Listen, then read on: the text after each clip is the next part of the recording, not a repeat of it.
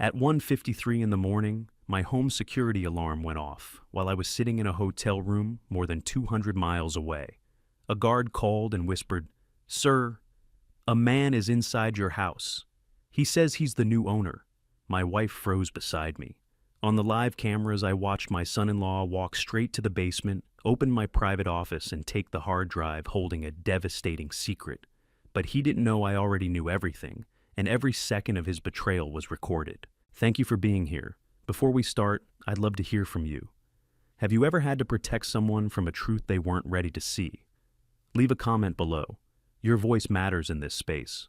Quick note, some details are fictionalized to emphasize the lesson, but the core message is what I hope stays with you. The phone rang at exactly 1:53 in the morning, cutting through the silence of my hotel room like a knife. I was already awake, sitting in the darkness of the Whispering Pines Resort suite, with my laptop open, watching the security feed from my house 200 miles away in Brookline, Massachusetts. At 66, I had spent 40 years building GeneTrust Diagnostics from nothing into a facility holding over 200,000 DNA records, and I wasn't about to let anyone steal it. Beside me, Corinne stirred as I reached for the phone. My wife of 42 years, 63 now, had been the lab's records manager when we first met. She knew what this call meant. "Mr. Prescott," the voice said with professional urgency. "Wayne Frost, 45, the night security supervisor here at the resort. Your home alarm just triggered. There's a man at your door, says his name is Bryce Whitfield, claims he's the new owner." The new owner. Interesting choice of words. "Let him in, Wayne," I said calmly. "Keep monitoring closely and make sure all the security cameras are recording everything." "Sir, you want me to—" "Yes, everything he does. All of it recorded." I pulled up the live feed from our Brookline house. Corinne sat up her hand, finding my shoulder. "Leland, what's happening?" Her voice was tight. "Should we call the police?" "Not yet," I said. "We need to let him finish what he came to do." Because I'd been expecting this for weeks. Bryce Whitfield, 40 years old, practiced charm that had fooled my daughter for 14 years. He'd appeared at our dinner table back in 2010 with too many questions about data security and laboratory access. Questions I'd found odd, but hadn't trusted my instincts about. I trusted them now. On the screen, the front door opened. Bryce stepped inside with complete confidence. He wasn't sneaking or hesitating. He moved through my home like he owned it, like he believed he already did. He walked past the living room, past the kitchen, where we'd hosted his wedding rehearsal dinner. He didn't pause to look around. He knew exactly where he was going. What Bryce didn't know was that I'd been 3 steps ahead of him for months. The security upgrades I'd installed weren't just in my house. They were in the lab, in my financial accounts, in every digital corner of my life. Every login tracked, every unauthorized access logged. I'd spent 6 months building a case so airtight that even the best lawyer in Boston couldn't crack it. And here he was, walking right into it. "He's going to the basement," Corinne whispered. She was right. Bryce headed straight for the basement door, the one leading to my home office with backup drives and encrypted files. His hand went to the doorknob without hesitation. He'd been in that basement before. The realization should have made me angry. It would have 6 months ago when I first started to suspect. But I'd moved past anger into something colder, more calculated. Corinne's hand found mine in the darkness, cold with fear I no longer felt. On the feed, Bryce descended the stairs, his phone's flashlight cutting through the darkness. "How long has he been planning this?" Corinne asked. "Years," I said. "Since before he married Alara. Maybe since the day he first asked about our encryption systems." Her breath caught. Our daughter hadn't been loved. She'd been a doorway into GeneTrust, into hundreds of thousands of medical records that someone would pay millions for. 14 years. Our granddaughter Wren was 12. Bryce had pretended to be a father, a husband, a son-in-law, all while planning to steal everything my family had built. On screen, he reached the basement and turned left, heading directly toward the locked filing cabinet. He didn't search. He knew. "How did he know where to go?" Corinne asked. Family dinners, holidays. Every visit was reconnaissance," I said. "He's been mapping this for years." Bryce knelt and pulled out lockpicks, working the cabinet with professional ease. Not his first break-in, but it would be his last. I opened a second window and pulled up my phone app, scrolling to a contact from 3 months ago. FBI Special Agent Conrad Bentley, Biomedical Crimes Unit. We'd had several conversations about data theft, industrial espionage, building a case strong enough for serious prison time. All I needed was proof, and Bryce was giving it to me one recorded second at a time. The filing cabinet opened. Bryce pulled out 3 hard drives, the ones I'd deliberately left there, the ones containing nothing but tracking software that would ping every time he accessed them. He slipped them into his jacket and stood turning toward the stairs with that confident stride. He thought he'd won. He had no idea what those drives would do the moment he tried to open them. No idea that every move had been recorded from 4 camera angles. No idea his phone's location was being logged, that his fingerprints were all over my filing cabinet, that the security system had sent alerts to 3 different monitoring services. I watched him go and smiled in the darkness, not a pleasant smile, but the kind that comes when you see a trap you've been setting for months about to spring shut. Bryce Whitfield thought he was stealing my life's work. What he was actually doing was handing me his. But to understand how we reached that moment, I needed to go back 14 years. The first time I met Bryce Whitfield, I knew something was wrong. I just didn't know I was looking at the man who would try to steal everything I'd built. It was a cool October evening in 2010. Ilara had called that morning, breathless with excitement, asking if she could bring someone to dinner. At 22, she'd been my brightest protege in molecular biology, working in the Gene Trust lab with her mother's compassion and my stubborn determination to solve impossible problems. She'd just finished her undergraduate degree with honors and was about to start graduate school. She brought Bryce, 26 athletic build, expensive suit that looked casual but probably cost more than most people's monthly rent. His handshake was firm, his smile perfect, his manners impeccable. "Mr. Prescott, it's an honor," he said, holding eye contact just the right amount of time. "Ilara speaks so highly of the work you're doing at Gene Trust." We sat down to dinner, roast chicken, Corinne's specialty.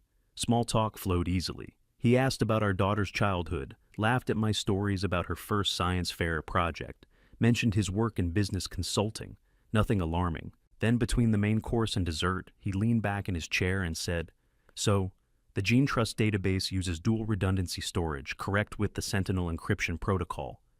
The room went quiet for half a second. Corinne glanced at me. Ilara smiled, oblivious.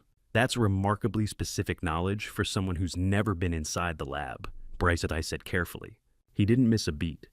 "Oh, I just read about it somewhere. Biotechnology fascinates me, sir. The intersection of medicine and data security, it's the future, really. But here's the thing. Sentinel wasn't a standard encryption protocol. It was proprietary. We'd developed it internally, and the name appeared in exactly 3 places: our internal documentation, our patent filing, and a single trade publication that maybe 200 people in the country had read. "Where exactly did you read about it?" I asked. Bryce's smile never wavered. "One of those industry journals, I think. I read everything I can get my hands on." He turned to Ilara. "Your father's built something remarkable. You must be so proud." She beamed. "I am. Dad's teaching me everything about molecular genetics. Someday I'll run Gene Trust." Later that night after they had left, I mentioned it to Corinne. "He researched your company," she said, putting dishes in the sink. "He's trying to impress you because he cares about Ilara. That's what young men do." He knew the protocol name. "Leland." She turned to face me, drying her hands. "Our daughter finally brought someone home who makes her happy. Don't ruin it by being paranoid." So I didn't. I buried the unease and told myself Corinne was right. I watched them date, watched Ilara fall in love, watched Bryce integrate himself into our lives with careful precision, always helpful, always interested, always asking just the right questions about laboratory procedures and security systems and data storage protocols. They married in 2012. I walked my daughter down the aisle and handed her to a man whose smile never quite reached his eyes. For the first year, Ilara stayed brilliant. She worked in the lab pursuing her doctorate, publishing papers, solving problems that had stumped researchers twice her age. I'd find her at her microscope at midnight, so focused she didn't hear me come in. "Dad, look at this sequencing result," she said one night in early 2012, her eyes bright with discovery. "This is exactly what we've been searching for." I looked over her shoulder at the data. She was right. It was perfect. "You're going to change the world," I told her. She smiled. "We're going to change it, together." How does a father watch his daughter's brilliance get systematically erased and do nothing to stop it? Because it happened so slowly, I almost didn't notice. First, Bryce suggested she cut back her hours. They wanted to start a family, and the lab work was stressful. Then he mentioned that her friends from graduate school were a bad influence, always encouraging her to prioritize work over marriage. Then he started managing their finances, handling all their accounts, making sure she didn't need to worry about money. By 2013, the fire in her voice had dimmed. She came to the lab less often. When she did, she seemed distracted, anxious. Bryce thinks I should focus on our family instead of the doctorate, she told me one afternoon, not meeting my eyes. He's probably right. The program is taking too much time away from Ren. Ren had been born 2 years before. My granddaughter, perfect and small. Ilara, I said carefully, is this what you want? Of course, but her voice was flat. I should be home more. Bryce is right. That was the last time I saw fire in my daughter's eyes, when she talked about science. She dropped out of the doctoral program, stopped publishing, stopped coming to lab meetings. When I called to ask her thoughts on a research problem, she'd say, "You should ask Bryce. He understands these things better than I do." Bryce, who had never worked a day in molecular biology, who couldn't tell a DNA sequencer from a coffee maker. But I said nothing, because every time I tried to raise concerns with Corinne, she'd say I was being overprotective, because Ilara seemed happy, or at least she said she was happy, because I didn't want to push her away. The last time I saw her in the lab was April 2014. She stopped by to drop off some old research notes she'd found at home, thought they might be useful. She stood in the doorway of my office in jeans and a sweater, no longer wearing the white coat with her name embroidered on the pocket. "I'll be home later, Dad," she said. "Bryce and I have plans tonight. Let's come back soon," I told her. "We miss you here." She smiled a small, sad smile and said, "Maybe." She said she'd be home later that evening in 2014, standing in her white lab coat with her name still on the door. She never came back to the lab, and I never stopped waiting, never stopped hoping that someday I'd see that fire in her eyes again, when she talked about DNA, sequencing, and molecular structures. But I wasn't the only one watching our family closely. Someone else had been studying us for years, and I'd welcomed her into my home. Saskia Townsend appeared in our lives in 2016, a distant cousin in her mid-30s, with an overly bright smile and too many questions about rooms she'd never need to enter. She'd contacted Corinne through a genealogy website, explaining she was researching family history and wanted to reconnect with relatives she'd never met. "She seems lovely," Corinne said after Saskia's first visit. "So interested in the family." Interested. That was one word for it. Saskia visited regularly over the next 2 years. Always warm, always helpful, always asking questions that seemed innocent until you thought about them too carefully. "This Victorian basement is fascinating," she said during her third visit, standing at the top of the basement stairs with coffee in hand. "How many storage rooms down there? And that refrigeration unit, is that for your lab work?" "And just household storage," I said. "Why do you ask?" She laughed bright and practiced. "Oh, I'm thinking of renovating my own basement. Yours is so well organized. Do you mind if I take a quick look?" "One more, the pool steers buying," I minded. But Corinne was already leading her downstairs, chatting about the house's history. Saskia measured everything with her eyes. I watched her gaze linger on the refrigerated storage unit, on the locked filing cabinets on the security panel by the stairs. She asked about square footage, about the vintage of the house, about whether we'd had the foundation reinforced. Why would a distant cousin need to know the exact dimensions of our basement storage room? But when I mentioned my concerns to Corinne that night, she shook her head. "You're being paranoid again," she said. "She's family, and she's just curious about the house. You think everyone is suspicious. Maybe I did. Maybe years of protecting genetic data had made me see threats everywhere. But Saskia kept visiting, and her questions kept coming. She wanted to know our vacation schedules. When do you usually go to the Cape Summer? Must be beautiful there. She asked about our security system. Is that one of those new wireless setups? I've been thinking about getting one. She inquired about our daily routines. "Leland, do you usually work late at the lab? Corinne must get lonely in this big house." Ilara loved her. "Saskia's been wonderful, Dad," my daughter told me during one of her rare phone calls. "She even offered to house sit when we're at the Cape next month. Isn't that generous?" Generous, or strategic. I started keeping notes. Every question Saskia asked, every room she showed interest in, every time she steered conversation toward our schedules or security, or the layout of the house.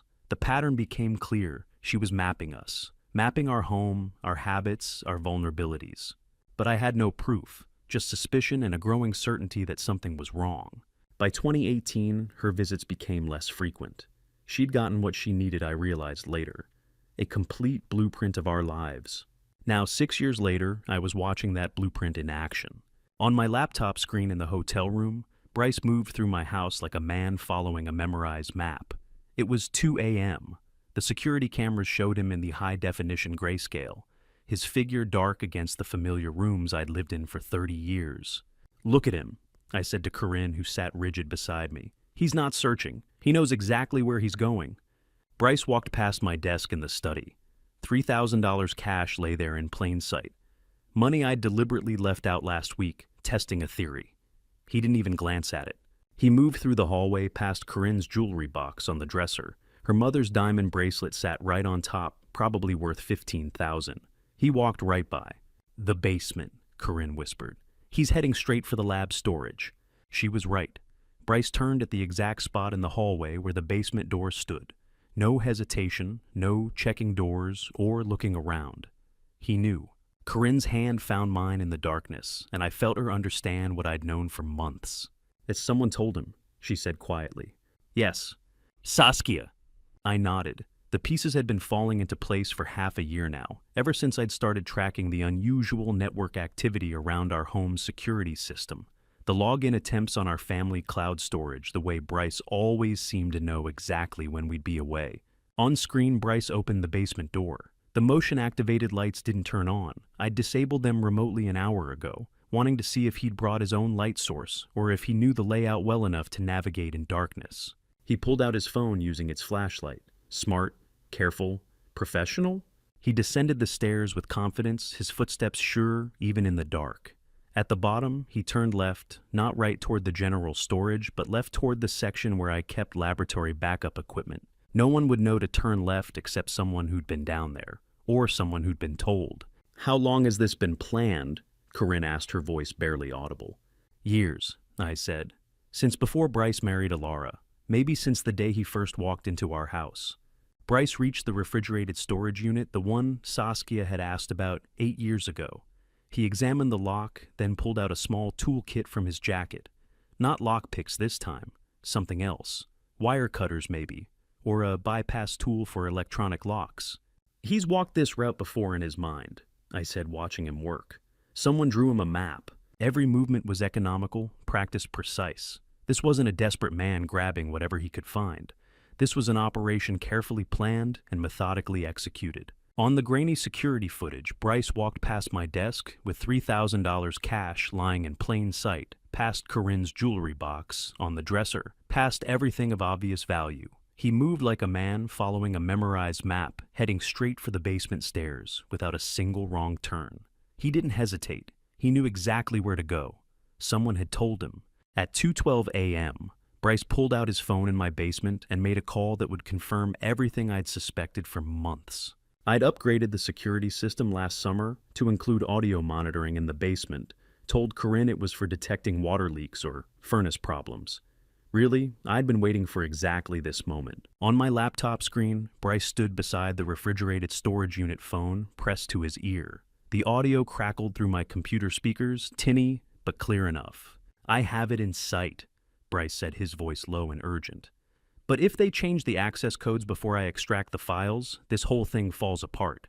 A woman's voice responded, equally urgent. "You said you could do this, Bryce. We're running out of time. The buyer wants confirmation by Monday." The buyer. So it wasn't just theft, it was a sale. Someone was paying for my life's work for the genetic information of 200,000 people who'd trusted Gene Trust with their most private data.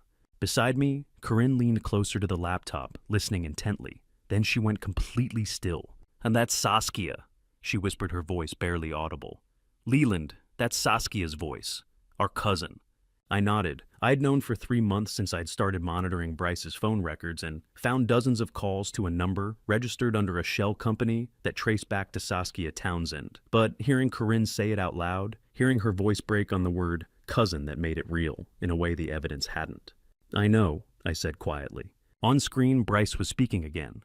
"I'm opening it now. If this is the right drive, I'll have it out of here in 5 minutes." "Be careful," Saskia's voice said through the phone. "And Bryce, don't call me again until you're clear. We can't risk—" The call ended. Bryce slipped his phone back into his pocket and turned his attention to the refrigerated unit. Corinne's hand found my arm in the darkness, her nails digging in hard enough to hurt the physical proof that this nightmare was real. "She helped plan this," Corinne said, her voice shaking. "All those visits, all those questions about the basement and our schedules and the security system. She was mapping it for him." "Yes. She's family. We welcomed her into our home." "I know." Corinne pulled back, looking at me with something between shock and anger. "How long have you known—" 3 months, since I started tracking unusual network activity and found the connection. 3 months, and you didn't tell me. I needed to be sure, I said. And I needed you to react naturally when you saw them. If you'd known, you might have given something away. She stared at me for a long moment, then turned back to the screen. We'd talk about this later. Right now, we had to watch. Bryce had the refrigerated unit open now. He reached inside and pulled out a hard drive about the size of a deck of cards sealed in protective plastic. The label read, Gene Trust Primary Database Backup, Authorized Access Only. He held it up to the light, examining it like a jeweler appraising a diamond. Then he smiled a genuine triumphant smile that made my stomach turn. He slipped the drive into his jacket pocket, zipped it closed, and headed for the stairs. "He's leaving," Corinne said. "Leland, he's getting away." Good," I said. She turned to me, confused. "Good." I watched Bryce climb the basement stairs, move through the hallway, and exit through the front door. He paused on the porch for just a moment, looking over his shoulder at the dark house, then walked quickly to a car parked 3 houses down. Not his car, I recognized it as Saskia's silver sedan. How long had I been planning this moment, preparing for the night my son-in-law would finally reveal himself completely? 3 months since I'd confirmed my suspicions. 6 months since I'd first started noticing the pattern. But really, I'd been preparing since that first dinner in 2010, when Bryce asked about the Sentinel encryption protocol. I'd just been waiting for him to make his move. "He's walking out like he just won the lottery," I said, watching the car pull away from the curb. Corinne grabbed my arm again harder this time. "Should we call the police now? Stop him before he gets away?" I closed the laptop and turned to face my wife in the darkness of our hotel room. "That hard drive is a fake I prepared 3 months ago," I said calmly. "It contains nothing but tracking software and decoy files. Every move he makes from now on will know." Corinne's mouth opened, then closed. "A fake—" I moved the real database to a dual storage system at the lab in October. What Bryce just stole is a perfect replica down to the label and serial number. But the moment he tries to access those files, the drive will activate GPS tracking keystroke logging and automatic backup uploads of every attempt he makes to decrypt or transfer the data. "You've been planning this for 3 months, she said slowly. "Longer, but I needed him to commit. I needed him to break in, make the call, take the drive, prove intent. Now, I have everything." "Everything for what?" "Everything to destroy him," I said, "and everyone working with him." Corinne was quiet for a long moment. Then she asked the question I'd been dreading. "Does Alara know?" "No," I said, "and she can't. Not yet. If she knows, Bryce will know. And I need him to feel safe for a while longer." "How much longer?" "Until I have enough evidence to ensure he goes to prison for a very long time. Until I can prove not just theft, but conspiracy corporate espionage sale of protected medical data to a foreign buyer." I looked at Corinne in the dim light from the window. "Until I can show our daughter exactly who she married." Bryce walked out of my house at 2:31 a.m., carrying the hard drive like it was made of gold, looking over his shoulder once before disappearing into the night. He thought he'd just stolen the crown jewels Gene Trust's database of 200,000 DNA records worth millions. What he'd actually taken was the key to his own cage embedded with tracking software that would document his every betrayal. I couldn't let Corinne believe what just happened was lucky timing. She deserved to know I'd been planning this moment for 3 months. We stood on the resort balcony at 3 in the morning, the lake invisible in the darkness below us, the air cold enough to see our breath. Inside the hotel room felt too small, too close. Out here, at least, we had space for the conversation I'd been dreading. "I've suspected Bryce for 3 months," I said, not looking at her. "Since October, when I caught anomalies in the lab access logs. Someone with administrative privileges was running searches on our security protocols, encryption methods, backup storage locations. The kind of searches someone would run if they were planning to steal data." Corinne was quiet for a long moment. 3 months. Yes. Everything I've seen since then. Her voice caught. The forgetfulness. Forgetting Wren's birthday. The trembling hands. Leaving the stove on. All of it. Theater, I said quietly. All of it was theater. She stepped back from the railing, and I felt the distance open between us like a physical thing. You let me worry about your health for 3 months. Her voice was tight with anger now, with hurt. Made me think I was losing you to dementia. How could you do that to me? Because I needed your reactions to be genuine, I said, finally turning to face her. If you'd known it was an act, Bryce would have seen through it. He's been watching us closely, looking for any sign of weakness, any opportunity. I had to convince him I was declining, that I was vulnerable. And to do that, I had to convince you first. You used me. I protected you, I said. By keeping you in the dark about the performance, I kept you safe from becoming part of the lie. Your worry was real, your reactions were genuine, and that's exactly what sold it. I'm sorry. I hated every moment of it, but it was the only way. Corinne wrapped her arms around herself against the cold. What else haven't you told me? I moved the real database to a dual storage system in November, installed tracking software on every backup drive, upgraded the security cameras to include audio, started documenting every unusual access attempt, every suspicious query. I paused. And I hired an attorney. When? December, a specialist in medical data fraud. I needed to understand the legal implications before I let Bryce steal anything, even a fake. Corinne's hand, which had pulled away in anger, slowly returned to mine on the cold railing, forgiveness without words. I wish you'd trusted me, she said quietly.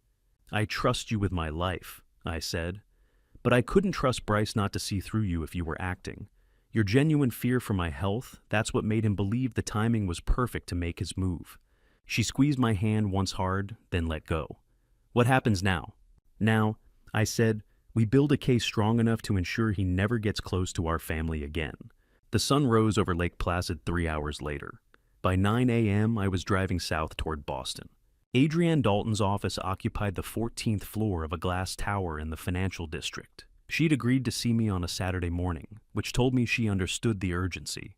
At 48, she'd built a reputation as one of the country's leading attorneys in biomedical fraud cases, someone who'd seen corporate theft destroy lives and knew exactly how to fight it. Her office smelled of expensive coffee and old law books. She reviewed my evidence with clinical precision, the fake hard drives tracking logs, screenshots of the access anomalies audio recordings of Bryce's phone call, with Saskia documentation of the security system upgrades. Mr. Prescott, if your son-in-law had successfully accessed this database, we're looking at potential damages exceeding $20 million, she said, setting down the first folder. Not counting the liability exposure for 200,000 clients whose genetic information would have been compromised. 20 million, the number hung in the air between us. I know it's valuable, I said, but I need to understand the legal exposure here. What exactly are we dealing with? Adrienne picked up a second folder, thicker than the first. That's before we discuss federal charges. Unauthorized access to genetic data protected under federal health privacy laws. Conspiracy to sell protected medical information to a foreign entity that's corporate espionage with biomedical implications. The attempted theft alone puts this in federal jurisdiction. When does a family betrayal cross the line from personal hurt into federal crime? Federal, I repeated. Yes. She leaned back in her chair, studying me over her reading glasses. This isn't a civil matter we can handle in Massachusetts courts. The moment your son-in-law attempted to access and steal genetic data with intent to sell it internationally, he crossed into FBI Biomedical Crimes Unit territory. FBI? Yes, and the penalties are severe. We're talking 10 to 15 years federal prison for the data theft alone. More if we can prove conspiracy with this Saskia Townsend, more still if we can identify the foreign buyer he mentioned on that phone call. I sat back absorbing this. I'd known it was serious. I'd known Bryce was committing crimes, but hearing it laid out in federal terms and years of prison time made it real in a way my own investigation hadn't. What do we do next? I asked. We document everything, Adrienne said. Every time he tries to access that fake drive, every communication with his accomplices, every move he makes. And then when we have enough evidence to guarantee conviction, we bring in the FBI and we take him down completely. She closed the folder containing evidence of Bryce's attempted theft and looked at me over her reading glasses with the expression of someone delivering a diagnosis. Mr. Prescott, your son-in-law isn't just stealing from you or even just from your company. He's committing federal biomedical crimes, unauthorized access to protected genetic data, conspiracy to sell medical information to a foreign entity. We're not talking about civil court. We're talking about the FBI. 2 weeks after watching Bryce steal the fake hard drive, I stood in GeneTrust's server room, watching my forensic analyst pull apart the system that nearly cost me everything. Adrienne had been right about needing digital forensics. The fake drive would show us where Bryce tried to go with the stolen data. But first, we needed to understand exactly what he'd already done to our systems, how deep the breach went, how long it had been happening. Desmond Greer arrived on a Tuesday morning with 3 equipment cases and the quiet intensity of someone who'd spent 20 years hunting digital ghosts. At 52, he was a former NSA analyst turned private cybersecurity investigator, specializing in corporate espionage. The first person I'd called after Adrienne confirmed we needed someone who understood how professionals operated. Server room first. He said, not wasting time on pleasantries. Physical access points before we dive into the digital forensics. Silas Fox met us there. At 29, he was my lead forensic data analyst at GeneTrust, and the first to notice the unusual login patterns back in October that had triggered my entire investigation. He'd been working late that night, running routine security checks, when he spotted access attempts that didn't match any authorized user's behavior pattern. The server room hummed with the white noise of cooling fans and electrical current. Desmond moved methodically through the racks, examining every connection point, every cable bundle, every possible place someone might hide something. It took him 40 minutes to find it. Mr. Prescott, Silas called from behind the main server rack. I found something. I moved around the rack to where he was crouched, pointing to a small black device no bigger than a deck of cards tucked among the cable bundles, and nearly invisible unless you knew exactly where to look. Small data copying device attached to the back of our main server. Silas said, his voice tight. Professional grade, not off-the-shelf equipment. Desmond joined us, pulling out a magnifying glass and examining the device without touching it. Whoever placed this knew exactly what they were doing. This is corporate espionage hardware, the kind intelligence agencies use. Military-grade encryption, self-powered, designed to be undetectable. He looked at me over his shoulder. Let me pull the logs. It took another hour to carefully extract the device and connect it to Silas's isolated forensic workstation. I watched the data populate across the screen, timestamps, file transfers, connection logs. Numbers that told a story I didn't want to read.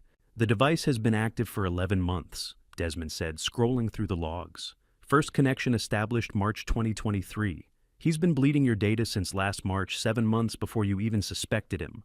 11 months. Bryce had been inside my system since spring, while sitting at my dinner table hugging my granddaughter, pretending to care about my health. While Alara told us about Wren's school plays and summer plans, her husband was systematically copying our genetic database in small, undetectable increments. How much did he get? I asked. Fragments, Silas said, analyzing the transfer logs. He couldn't pull everything at once that would trigger automatic alerts, so he took pieces. A few hundred records here, a few thousand there. Spread over 11 months, it looks like normal system activity. How much total? Silas calculated quickly. Approximately 43,000 partial records. Not enough for a complete database, but enough to prove to a buyer that he had access to the real thing. 43,000 people's genetic information, their medical histories, their ancestry data, their most private biological secrets. Copied and stored somewhere I couldn't control, couldn't protect. There's more, Desmond said, pulling up another screen. The device logs show the installation timestamp, March 14th, 2023 at 11:47 p.m. Building was closed. Security logs show. He paused, checking something. Building security logs show your son-in-law signed in at 11:30 p.m. that night. Said he was dropping off your granddaughter's birthday present for you to find in the morning. I remembered that morning, Wren's birthday. A carefully wrapped package sitting on my desk when I arrived. A painting she'd made with a note from Bryce, saying he'd dropped it off late so it would be a surprise. While I was sleeping 20 miles away, Bryce was in this room, installing professional espionage equipment on my servers. Show me the remote access logs, I said. Silas pulled up a different screen, and I watched months of attempted intrusion scroll past. 47 unauthorized login attempts over 11 months, all from the same IP address. He was methodically mapping your entire system architecture, testing encryption vulnerabilities, looking for backdoors. How close did he get? I asked. Silas was quiet for a moment, running calculations. When he spoke, his voice was careful.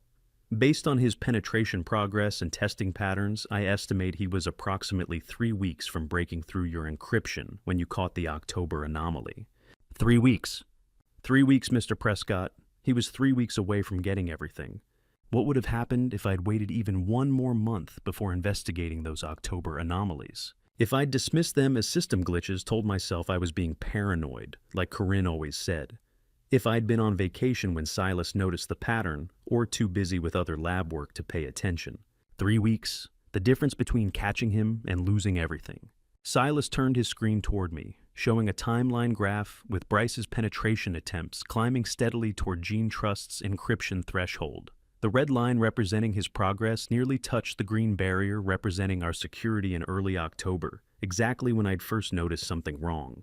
And this line here, Silas said, pointing to where the red and green almost met. That's when your encryption would have failed. He'd have had complete access to everything. All 200,000 records, all the raw genetic data, all the research, everything. I stared at the screen at how close those two lines came to touching. 3 weeks. If I'd dismissed those anomalies as system glitches, if I'd waited even a month longer to investigate, Bryce would have had everything. The digital theft was devastating enough, but what the forensic accountant found in Bryce's financial records made me realize this wasn't just about stealing data. It was about selling my family. 3 weeks into the investigation, I sat in Adrienne's conference room on the 14th floor of her Boston office, looking down at the financial district below. Marshall Hoffman sat across from me, a forensic accountant in his 50s, who specialized in tracing offshore money laundering. He'd spent 2 weeks reconstructing Bryce's hidden financial trail, following digital breadcrumbs through shell companies and international wire transfers. Desmond and Adrienne flanked me at the table. None of us had touched the coffee. "Mr. Prescott," Marshall said, sliding a folder across the polished conference table. "I've traced $340,000 in wire transfers to your son-in-law's escrow account over 8 months from a Singapore-based biotech corporation called Genomi Corp International. $340,000. The number sat in my mind like something physical and heavy. 8 months, I repeated. Starting when? May 2023. Marshall opened the folder to show a spreadsheet with dates and amounts. The transfers were structured at $9,800 each to stay under the $10,000 federal reporting threshold. Classic money laundering technique, keep everything just below the radar. I looked at the numbers, transfer after transfer twice a month, like clockwork, each one carefully calibrated to avoid triggering automatic reports to federal authorities. Adrienne leaned forward, pulling out a second document. The transfers were structured to hide them, but this is the damning part. She slid a contract across to me. Bryce signed a purchase agreement to deliver your complete database by February 2024 for $2.5 million total. The room went very quiet. $2.5 million, I said. Total, Adrienne confirmed. The $340,000 was the deposit. 20% upfront balance due on delivery of what the contract calls complete genetic profiles for minimum 200,000 verified subjects with full medical histories and ancestry data. I stared at the contract. It was printed on professional letterhead, formatted like any legitimate business agreement, terms and conditions, payment schedules, delivery requirements, as if selling stolen genetic information was just another corporate transaction. He sold data he hadn't stolen yet, I asked. Took their money and spent 8 months trying to actually get what he'd already promised them. Exactly, Marshall said. Based on the payment timeline and the copying device logs, Desmond found Bryce received the first deposit payment in May 2023, 2 months after installing the device. He's been taking their money while simultaneously trying to steal enough data to fulfill the contract. Desmond pulled up something on his laptop. The fake hard drive you prepared has GPS tracking and transaction monitoring built in. We've been watching Bryce's attempts to access it for 3 weeks now. He's tried 17 different decryption methods, contacted 3 different black market data recovery services, and made 4 attempts to sell samples to verify authenticity. Samples of fake data, I said. Right, which means he's getting desperate. February deadline is 3 weeks away, and he still doesn't have the complete database he promised. I thought of the 200,000 people who had trusted Gene Trust with their genetic information, cancer patients seeking early detection, markers, prospective parents wanting to understand hereditary risks, adopted children searching for biological family, people looking for answers to mysterious symptoms their doctors couldn't explain. And Bryce had sold them for $1,700 each. $1,700 per human life reduced to data. What would Genomic Corp International do with this information? I asked. Adrienne exchanged glances with Marshall. That's where it gets worse, she said. Marshall traced the corporation's ownership structure. Marshall pulled out another document. Genomic Corp International is a shell company registered in Singapore, but owned by a pharmaceutical research firm in Shanghai. They specialize in developing targeted drug therapies medications designed for specific genetic profiles. They want to develop drugs for the American market. Desmond said, using genetic data from Americans without going through any regulatory approval or consent process. They'd have a massive head start on understanding which populations respond to which treatments. Using stolen data, I said. Using stolen data. Adrienne confirmed. And because the data came from Gene Trust, which serves primarily upper-middle-class Americans willing to pay for premium genetic testing, it's an incredibly valuable demographic sample. Educated, health-conscious, financially stable, exactly the population pharmaceutical companies want to target. The deposit alone, $340,000, was more than most people earned in a decade, and Bryce had spent it while still trying to steal what he'd already sold. Where did the money go? I asked. Marshall flipped through bank statements. Down payment on a vacation property. New car for Saskia Townsend, your distant cousin and apparent accomplice. Luxury expenses. He burned through $200,000 in the first 6 months. And he still owes them a complete database he doesn't have, I said. Which is why the alarm night happened, Adrienne said. February deadline approaching, buyer getting impatient, Bryce getting desperate. The fake hard drive in your basement was supposed to be his salvation. He thought he'd finally get everything he needed in one night. Instead, he stole a GPS tracker, Desmond said with grim satisfaction. I looked at the payment schedule spreadsheet Marshall had prepared. $340,000 received. $2.16 million still due on delivery. A timeline of payments going back 8 months. A contract that treated human genetic information like a commodity to be bought and sold. This elevates everything, Adrienne said quietly. International sale of protected medical data, conspiracy with foreign entity, fraud, wire fraud, money laundering, corporate espionage, biomedical trafficking. She met my eyes. The FBI is going to be very interested in this. I stared at the contract spreadsheet showing the payment schedule, $340,000 deposit received, $2.16 million, due on delivery of complete Gene Trust database. Bryce had reduced 200,000 human beings' most intimate biological information, their disease risks, their ancestry, their genetic futures to a commodity worth $340,000 in his pocket. That's what our family's medical secrets, our clients' trust. 26 years of my life's work was worth to him.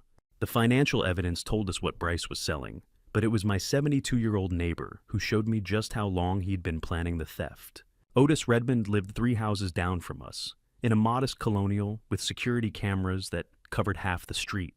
A retired postal worker he'd kept meticulous records with, the same attention to detail he'd brought to 30 years of mail routes. When I knocked on his door that Thursday afternoon, he was already pulling up files on his computer.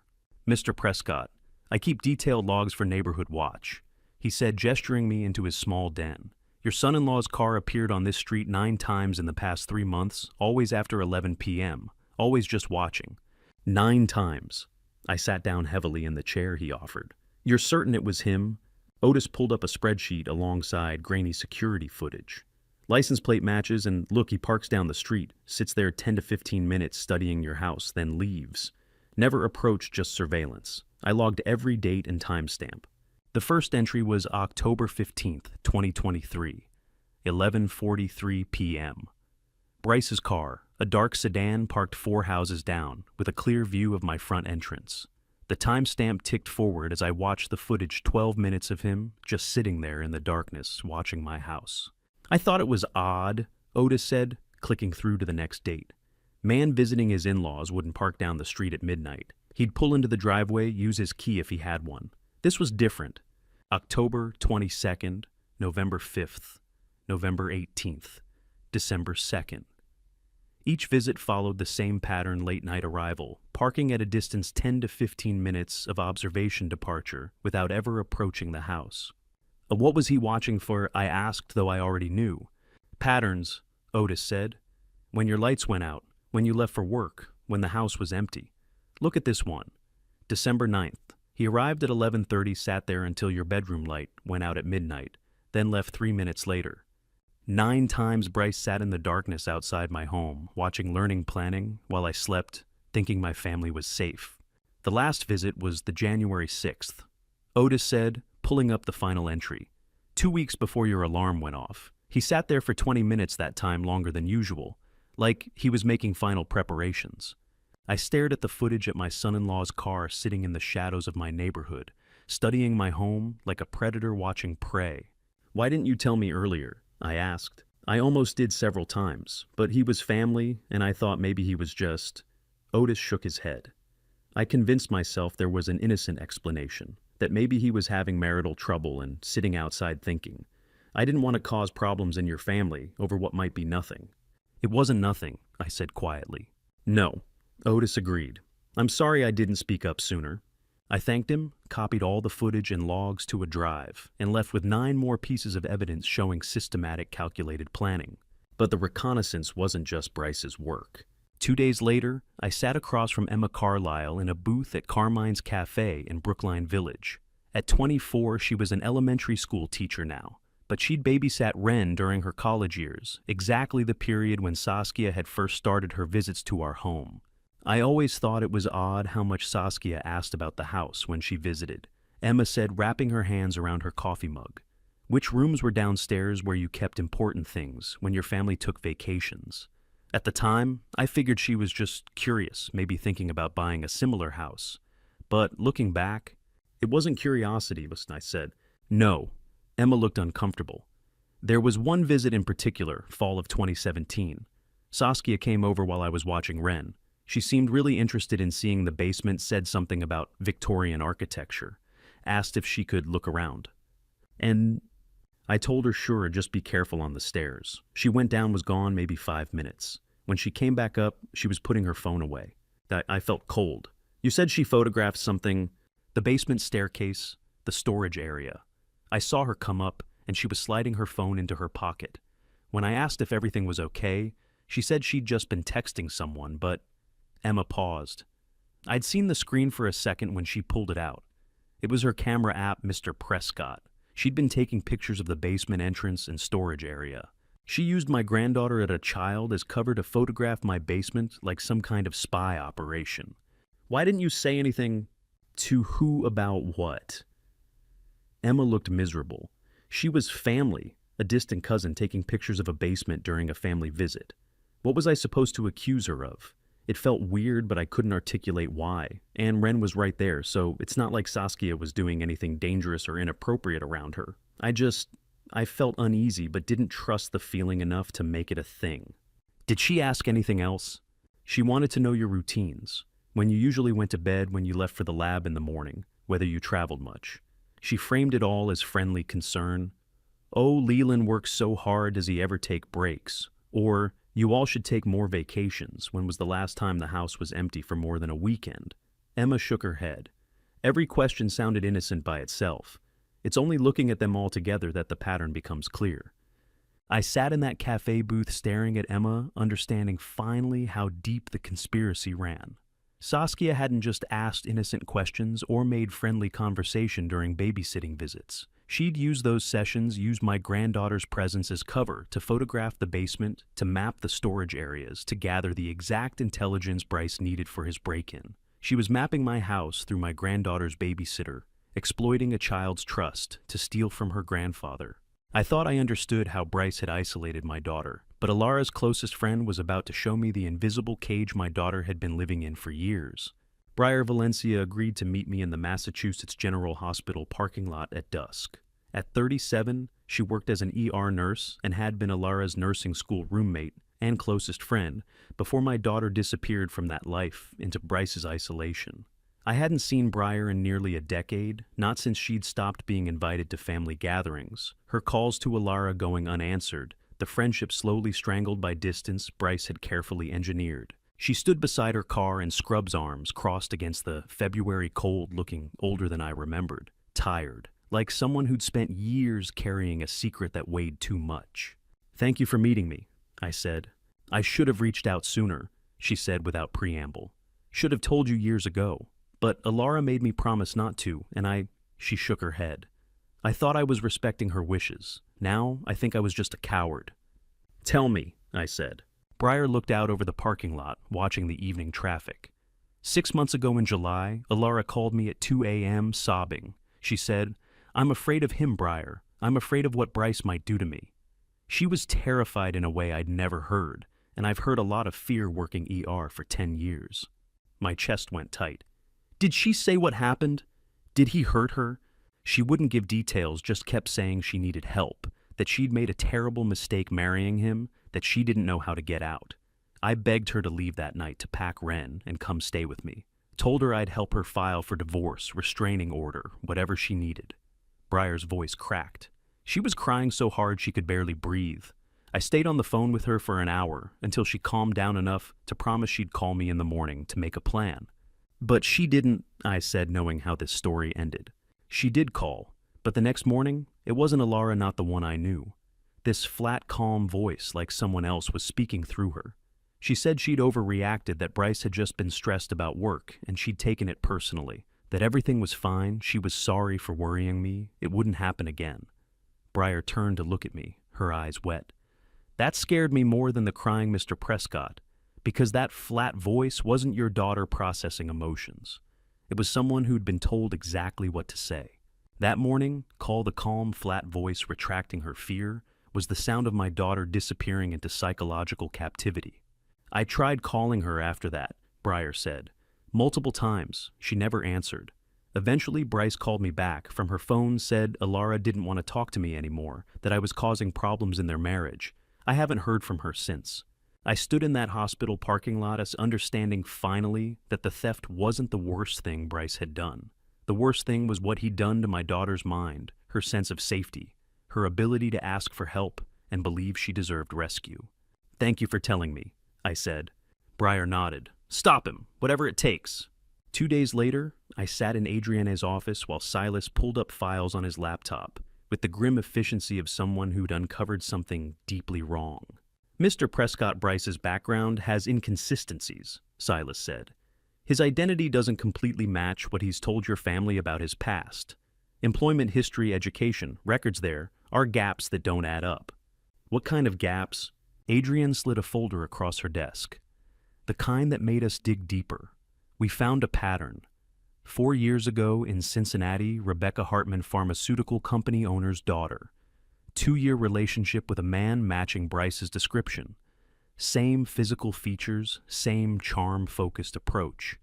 He pursued her, aggressively integrated himself into her family, asked detailed questions about her father's patent portfolio. What happened? The company was acquired by a larger corporation. Patents became inaccessible, locked in the new parent company's vault. 1 week later, Bryce, or whatever name he was using, then vanished. No explanation, no goodbye. Rebecca never filed charges, just ended the relationship on paper and tried to move on. How many other women had Bryce studied, targeted, and abandoned when their family's assets proved inaccessible? "We're still investigating whether there are others," Silas said, as if reading my mind.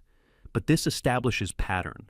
He targets intelligent women connected to valuable biotech intellectual property, builds long-term relationships, gains family access, studies the assets, and when he sees an opportunity, or when the assets become unreachable, he either executes the theft or disappears.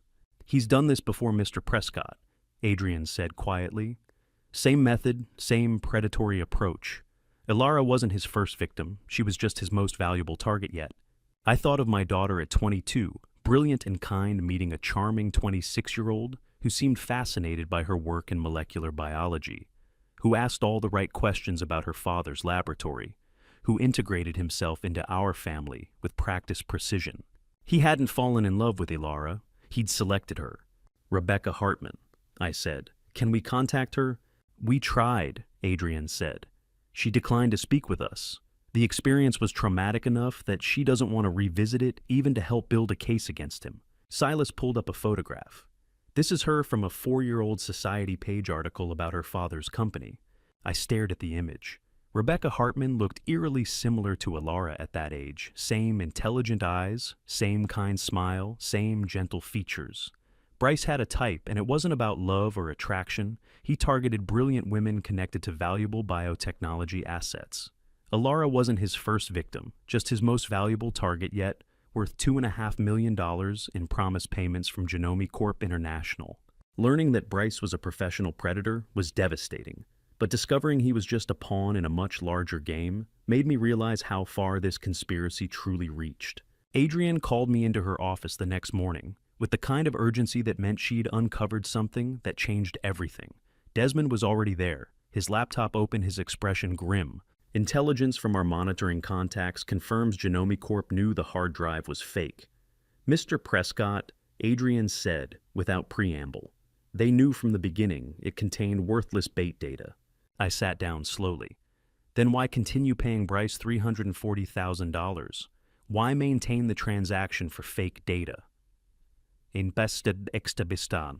Because Bryce was never their real asset, he was their probe. Desmond pulled up intercepted communications on his screen. They're using him to test whether GeneTrust's actual security can be breached, mapping vulnerabilities in American genetic databases. He's expendable, a disposable pawn testing your defenses. Adrienne leaned forward. The fake hard drive you prepared had GPS tracking and access monitoring. We've been watching Bryce try to decrypt it for 5 weeks now. But Genomic Corp has been watching too, analyzing his methods, studying your security responses, mapping how GeneTrust protects its data. They're not just buying stolen information, I said, understanding crystallizing. They're conducting reconnaissance on American biotech security infrastructure. Exactly, and Bryce has no idea. He thinks he's a successful corporate spy selling valuable data. Genomic Corp knows the data is worthless, but continues paying him because his attempts to access it reveal exactly how your real systems are structured. Every failed decryption attempt shows them what doesn't work. Every security measure that blocks him teaches them what to avoid next time. And next time, I repeated. You think they'll try again? Not try, Adrian said quietly. They're already planning. Our contacts intercepted communications discussing Phase 2 deployment once the current probe has mapped sufficient infrastructure vulnerabilities. Bryce isn't their endgame, he's their test run. My son-in-law wasn't just a thief or even a predator. He was an unwitting tool in an international conspiracy to breach American genetic privacy. How many other probes do they have out there? I asked. How many other companies are being tested right now? We don't know, Desmond admitted.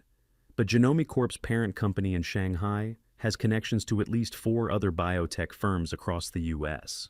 If they're using Bryce's method on all of them, they'd have a complete map of American genetic database security. So I finished. Every weakness, every vulnerability, every backdoor. Adrienne nodded. The FBI needs to know about this. It's beyond corporate espionage now. This is systematic intelligence gathering on protected American medical infrastructure by a foreign entity. I thought about Bryce sitting in his home office trying desperately to decrypt fake data, thinking he was outsmarting me. He had no idea he was just a disposable piece in a game so much larger than family betrayal. There's something else you need to know, Adrienne said. About Ilara. She arranged another meeting with Breyer Valencia. This time, a week later in mid-February, we met in the same hospital parking lot at dusk. You asked me to think about the extent of Bryce's control. Breyer said, her breath visible in the cold air. I've been thinking about it for 6 days. Mr. Prescott, Ilara doesn't control anything, not her phone. Bryce monitors every call and text message, not her bank accounts. He's the only one with passwords and access to their money. Not her relationships. He filters everyone who tries to contact her. How long has this been going on? I asked. 14 years, the entire marriage. It started small. Let me handle our finances, honey. You focus on Ren. Then it expanded. Your old friends are so negative they don't understand our family. Then tighter. Why do you need your own phone password? We're married, we should trust each other. Each restriction presented as care, as partnership, as love. I felt sick. She never fought back. She tried. That's what the 2 a.m. call was, a moment of fighting back.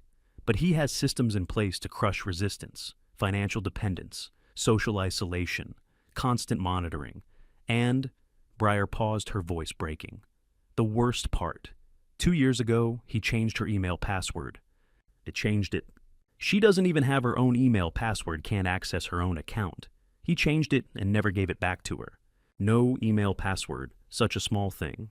But it meant my daughter couldn't apply for jobs, couldn't reach out for help, couldn't exist digitally without his permission. Why would he do that? I asked, though I already knew. Complete control, Breyer said. Think about it. Without email access, she can't reset any of her other passwords, can't create new accounts, can't communicate privately with anyone. Every digital interaction has to go through systems Bryce controls. She's trapped in a technological cage where he holds all the keys. She's been living like this for 2 years, since 2022, longer. But that was when the cage door finally closed completely. Before that, she at least had email. Could theoretically reach out, apply for jobs, maintain some digital autonomy. After he took that, Breyer shook her head. She told me once during that 2 a.m. call that she felt like she didn't exist anymore, not as a person with her own identity, just as an extension of Bryce living whatever life he permitted her to live. I stood in that parking lot as the sun set over Boston, understanding finally the complete extent of what Bryce had done. He hadn't just stolen data or targeted my daughter for her family connections. He'd systematically erased her, her independence, her identity, her ability to exist as a separate human being with her own thoughts and connections to the world. Breyer's voice cracked as she described the full extent of Alara's captivity. No access to her own bank accounts, no independent phone, all friendships filtered through Bryce's approval. But the detail that shattered me was this. 2 years ago, Bryce changed Alara's email password and never gave it back. My brilliant daughter, who once conducted groundbreaking molecular biology research, couldn't even access her own email account. Armed with everything I'd learned about Bryce's conspiracy, I sat down to dinner with my family and began the most important performance of my life, pretending to lose my mind. Knowing that my daughter had been stripped of her email password, her bank access, her digital existence gave me the rage I needed to make every calculated mistake look genuine. This wasn't just theater, it was warfare disguised as decline. I'm sorry, what was your name again? I asked Bryce midway through the main course, looking at him with what I hoped was confused concern. Brian? No, Brett. I know it starts with B. Bryce's smile never wavered, but I caught the flash of satisfaction in his eyes. It's Bryce, Mr. Prescott. We've been family for 14 years now. 14 years. I fumbled with my water glass, letting my hand tremble just enough to look uncontrolled, but not so much it seemed theatrical. Has it been that long? Time moves so strangely now. Across the table, Alara's face crumpled with worry, real genuine heartbreak at watching her father decline. That look nearly broke my resolve, but it also made the performance more convincing. Corinne reached over and steadied my hand, playing her role perfectly. Leland, you asked that same question 5 minutes ago, she said with practiced concern. Maybe we should schedule that appointment with Dr. Peterson like Bryce suggested. Dr. Peterson. I let confusion cloud my face. Why would I need, yes, the memory tests. I set down my fork with exaggerated care. What year is this again? 2024, Daz, Alara said softly. February 2024. 2024, I repeated as if testing the number. That can't be right. Wasn't it just... I trailed off, shaking my head. I'm sorry, I lose track sometimes. Alara excused herself to check on Wren, who was eating in the kitchen doing homework.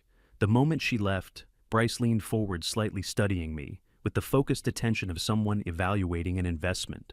How's work been at the lab? He asked. Any big projects I should know about, see? I blinked at him slowly. The lab. Yes. We're working on... I paused, pretending to search for words. What were we working on? Corinne. The sequencing project. No, that was years ago. You mentioned the encryption upgrade last week, Bryce said helpfully. Too helpfully. Something about new security protocols. Did I? I shook my head. I don't remember discussing that. Are you sure? Every calculated mistake I made at that table, every confused look, every trembling hand, it was revenge served, cold disguised as dementia. After dinner, I fumbled with signing a check for the catering service, my handwriting deliberately shaky. Bryce watched me struggle with the pen, and I saw him pull out his phone, typing something quickly. Probably to Saskia, I thought, reporting that the old man was declining faster than expected.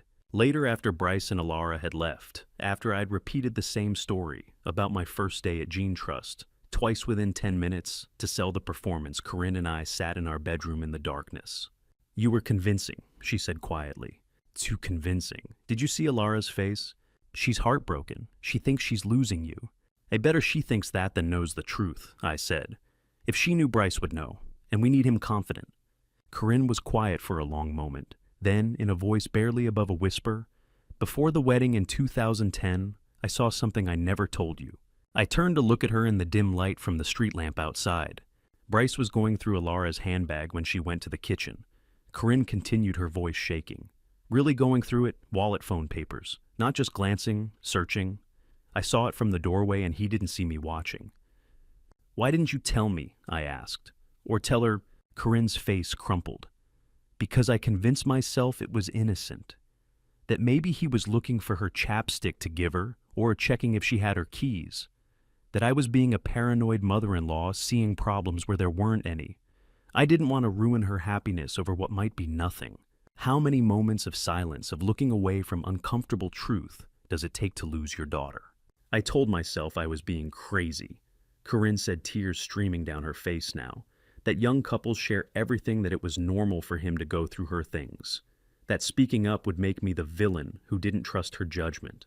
So, I said nothing. That one moment of silence, of looking away, cost our daughter 14 years of her life. I reached for her hand, not to comfort exactly, but to share the weight. I saw things too, I admitted. That first dinner, the way he asked about Gene Trust's security protocols before he'd even been to the lab, the way he studied the house layout when he thought no one was watching. I convinced myself I was being paranoid, that Corinne was right and I was just an overprotective father who couldn't accept anyone was good enough for his daughter. We both saw it, Corinne whispered. We both looked away. She turned to me in the darkness, her face wet with tears. If I'd spoken up that day, if I'd pulled her aside and said, I saw him going through your purse and it worried me, would she have listened? Would it have changed anything? I don't know, I said honestly. Maybe she would have defended him. Maybe it would have driven her closer to him, made her pull away from us. Or maybe she would have seen it too, Corinne finished. Maybe one warning, one voice telling her something was wrong, would have been enough to make her pause, to look closer, to not marry him. We sat in silence, carrying 14 years of what-ifs between us. Corinne sat on the edge of our bed, with her face in her hands, 14 years of guilt, finally spoken aloud between us. I'd seen Bryce's calculating questions about Gene Trust at that first dinner in 2010. She'd seen him rifling through our daughter's handbag before the wedding. We had both seen it, the predator studying his prey, testing boundaries, searching for weakness. We had both looked away, choosing hope over instinct, silence over confrontation. And our daughter paid the price for 14 years. A week after our midnight confession, Bryce arrived at our door carrying the documents that would legally give him everything if I was foolish enough to sign them. Corinne and I sat in our living room on a gray February afternoon, watching Bryce spread papers across our coffee table with the careful precision of someone who'd rehearsed this presentation many times. Alara sat beside him, her face lined with worry I'd put there with my performance. Mr. Prescott, given your recent memory difficulties, Alara and I prepared guardianship documents ensuring you'll always have proper oversight and care. Bryce said, his voice warm with manufactured concern. It's the responsible thing to do. I picked up the papers with deliberately shaky hands, letting my eyes scan the legal language I understood perfectly. Guardianship, power of attorney, medical directives, and buried in the middle, in careful legal terminology that most people would miss, complete operational control of Gene Trust Diagnostics, including authority to sell assets, access all accounts, make binding business decisions on my behalf. If I signed this, I would lose everything legally. No recourse, no appeal. Bryce would own my life's work by proxy, and I would have handed it to him willingly. Dad, this isn't about control, Ilara said earnestly, reaching across to touch my hand. It's about protecting you. The papers let Bryce help manage Gene Trust and your care when you're having difficult days. She believed every word. That was the most heartbreaking part. My daughter genuinely thought she was helping me by facilitating her own betrayal. There's so much legal language here I don't understand, I said, playing confused and overwhelmed. What exactly happens if I sign this? Bryce leaned forward, his smile patient. It simply means that when you're having memory difficulties like forgetting names or getting confused about dates, I can step in and handle the business decisions you'd normally make. Gene Trust keeps running smoothly. Your clients stay protected, and you don't have to worry about making mistakes that could hurt the company. Those papers weren't guardianship, they were a complete transfer of power disguised as love. We've also researched some excellent memory care facilities. Bryce continued pulling out a second folder. Nothing immediate, of course, but when the time comes, we want to be prepared with the best options. Memory care facilities. He was already planning where to put me once he had legal control and didn't need to maintain the charade anymore. Before I reveal what Ren had been painting all those months, I need to ask, are you still with me? Comment A if you think a child's artwork could become evidence, or B if that crosses a line. Please note, what follows includes some adapted details for emotional impact, but the core truth is what matters. I need time to think about this, I said, setting the papers down with trembling hands that weren't entirely an act. The rage made them shake. Of course, Bryce said smoothly. Take all the time you need. We just want what's best for you. After they left, I stood at the window watching their car pull away. Corinne came to stand beside me. He actually brought guardianship papers, she said quietly. Oh, the final stage, I confirmed. Get my signature, gain legal control, then do whatever he wants with Gene Trust. Sell it to the highest bidder, probably the Shanghai Corporation through Genome Corp. What are you going to do? Refuse to sign, but carefully. Can't refuse too quickly or too competently, or the performance falls apart. That afternoon, I went to check on Ren in her art studio. She'd been spending more time there lately, painting with the focused intensity she'd inherited from her mother's scientific mind. The room smelled of watercolors and paper afternoon light streaming through the windows. That's when I saw them. Paintings lined the walls and covered the floor, watercolors in various stages of completion, all showing the same scene. Shadowy figures in dark spaces, a man and woman embracing. The garage, different lighting, different angles, but always the same intimate posture. Ren, I said carefully, my voice catching. What are these? She looked up from her easel with the innocent smile of a child proud of her work. This is Daddy and Miss Saskia by our garage grandpa. They hug a lot when I'm playing outside. The shadows look so pretty I kept painting them. The room tilted slightly. How many times have you seen them together like this, sweetheart? Ren stood walking to the paintings arranged along the wall like a gallery exhibition. She counted carefully, touching each one. 17 times. See, I made a painting each time because the light was different. Morning shadows are blue, afternoon ones are gold, evening ones are purple. 17 paintings, 17 times. My granddaughter watched her father betray her mother and thought it was beautiful enough to paint. Is that a special adult game they play? Ren asked innocently. I knelt down beside her, struggling to keep my voice steady. When did you start painting these? Last summer, June. I think they started meeting in the garage a lot. I thought it was nice that Daddy had a friend to hug. She picked up one of the paintings, examining her own brushwork with critical 12-year-old eyes. This one's my favorite. See how the sunset made their shadows really long? I looked at the painting in her hands, two figures intertwined, rendered in the gentle watercolors of a child who didn't understand what she was documenting. Each painting was dated in careful handwriting, spanning 8 months. June through January. 17 separate instances. 17 times she'd witnessed something she shouldn't have seen and painted it because she didn't know what betrayal looked like. They're beautiful paintings, Ren, I managed to say. Very detailed. You're a talented artist. She beamed. Thank you, Grandpa. I try to capture exactly what I see. That's what real artists do, right? That's exactly what real artists do, I said, my throat tight. I took photos of every single painting with my phone, making sure to capture the dates written in Ren's handwriting. 17 pieces of evidence created by a 12-year-old who thought she was just painting pretty shadows.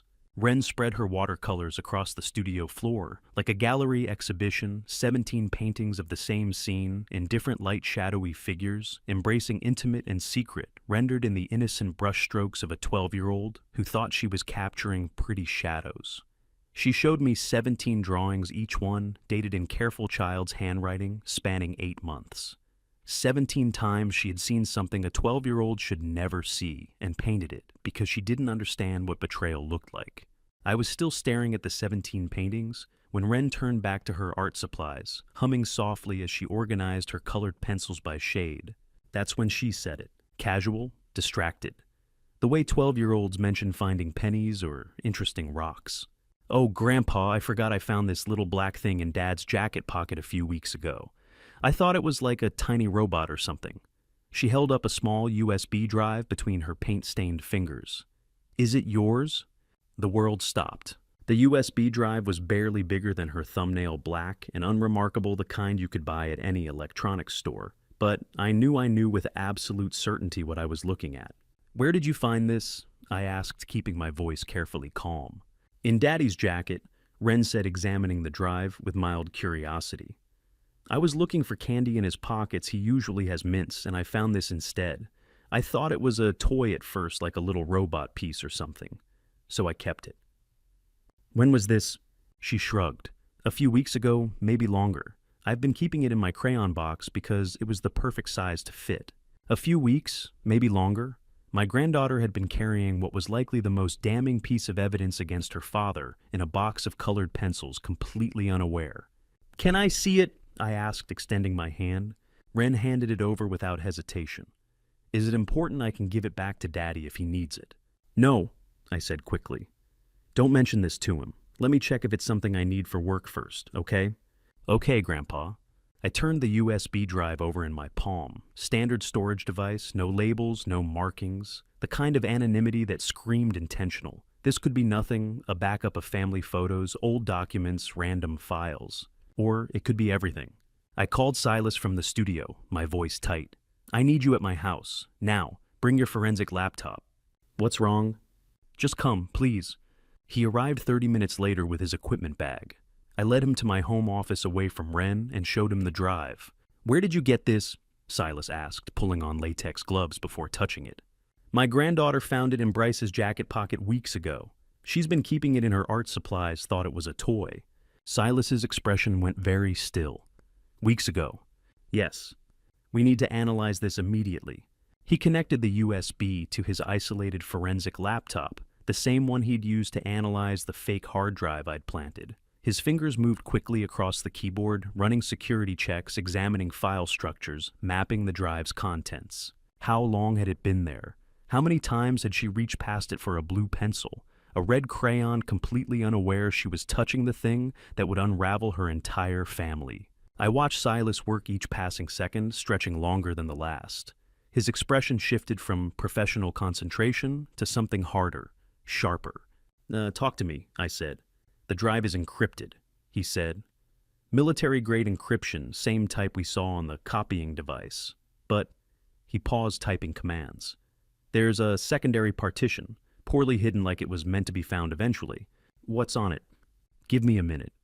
The office fell silent, except for the soft clicking of keyboard keys and the hum of the laptop. Outside the window, afternoon light was fading into evening. Somewhere in the house, Ren was probably still organizing her colored pencils, completely unaware that the little black thing she'd found had been the missing piece of everything. Silas stopped typing, leaned closer to the screen, then sat back in his chair with an expression I'd never seen on his face before. "Mr. Prescott," he said quietly, "this is it. The actual stolen data. The real database. Not the fake we planted, not fragments from the copying device. This is the complete GeneTrust DNA database, all 200,000 records, full medical histories, complete genetic profiles, unencrypted backup files. Everything." I wanted to tell Silas to stop, to close the laptop, to say the drive was corrupted, empty, useless. Anything but the truth that was about to appear on that screen.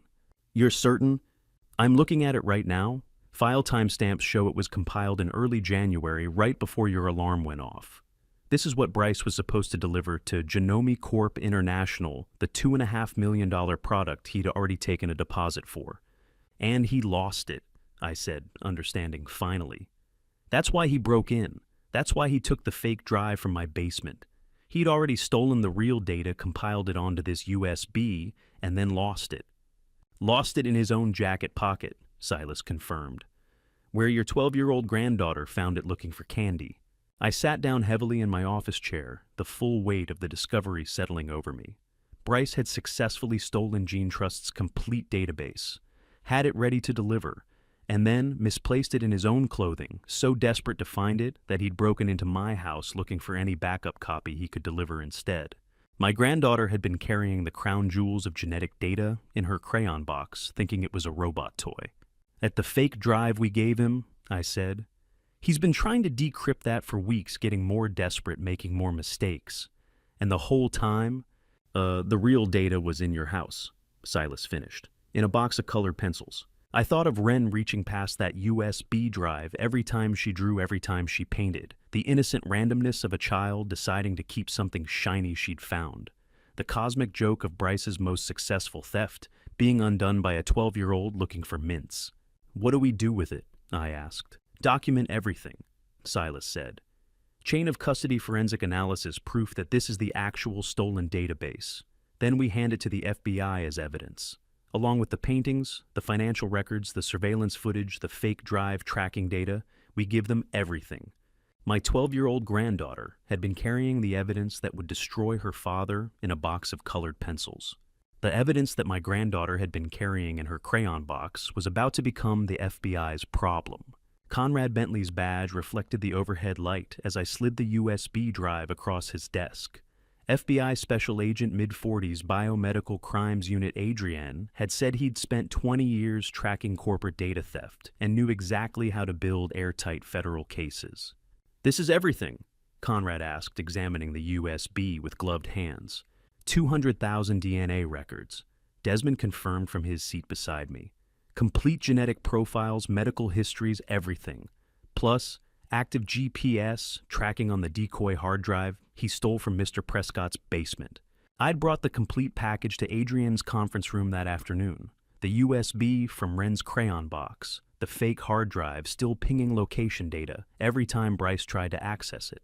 The physical copying device we'd found on GeneTrust's servers. Otis's surveillance footage showing 9 reconnaissance visits.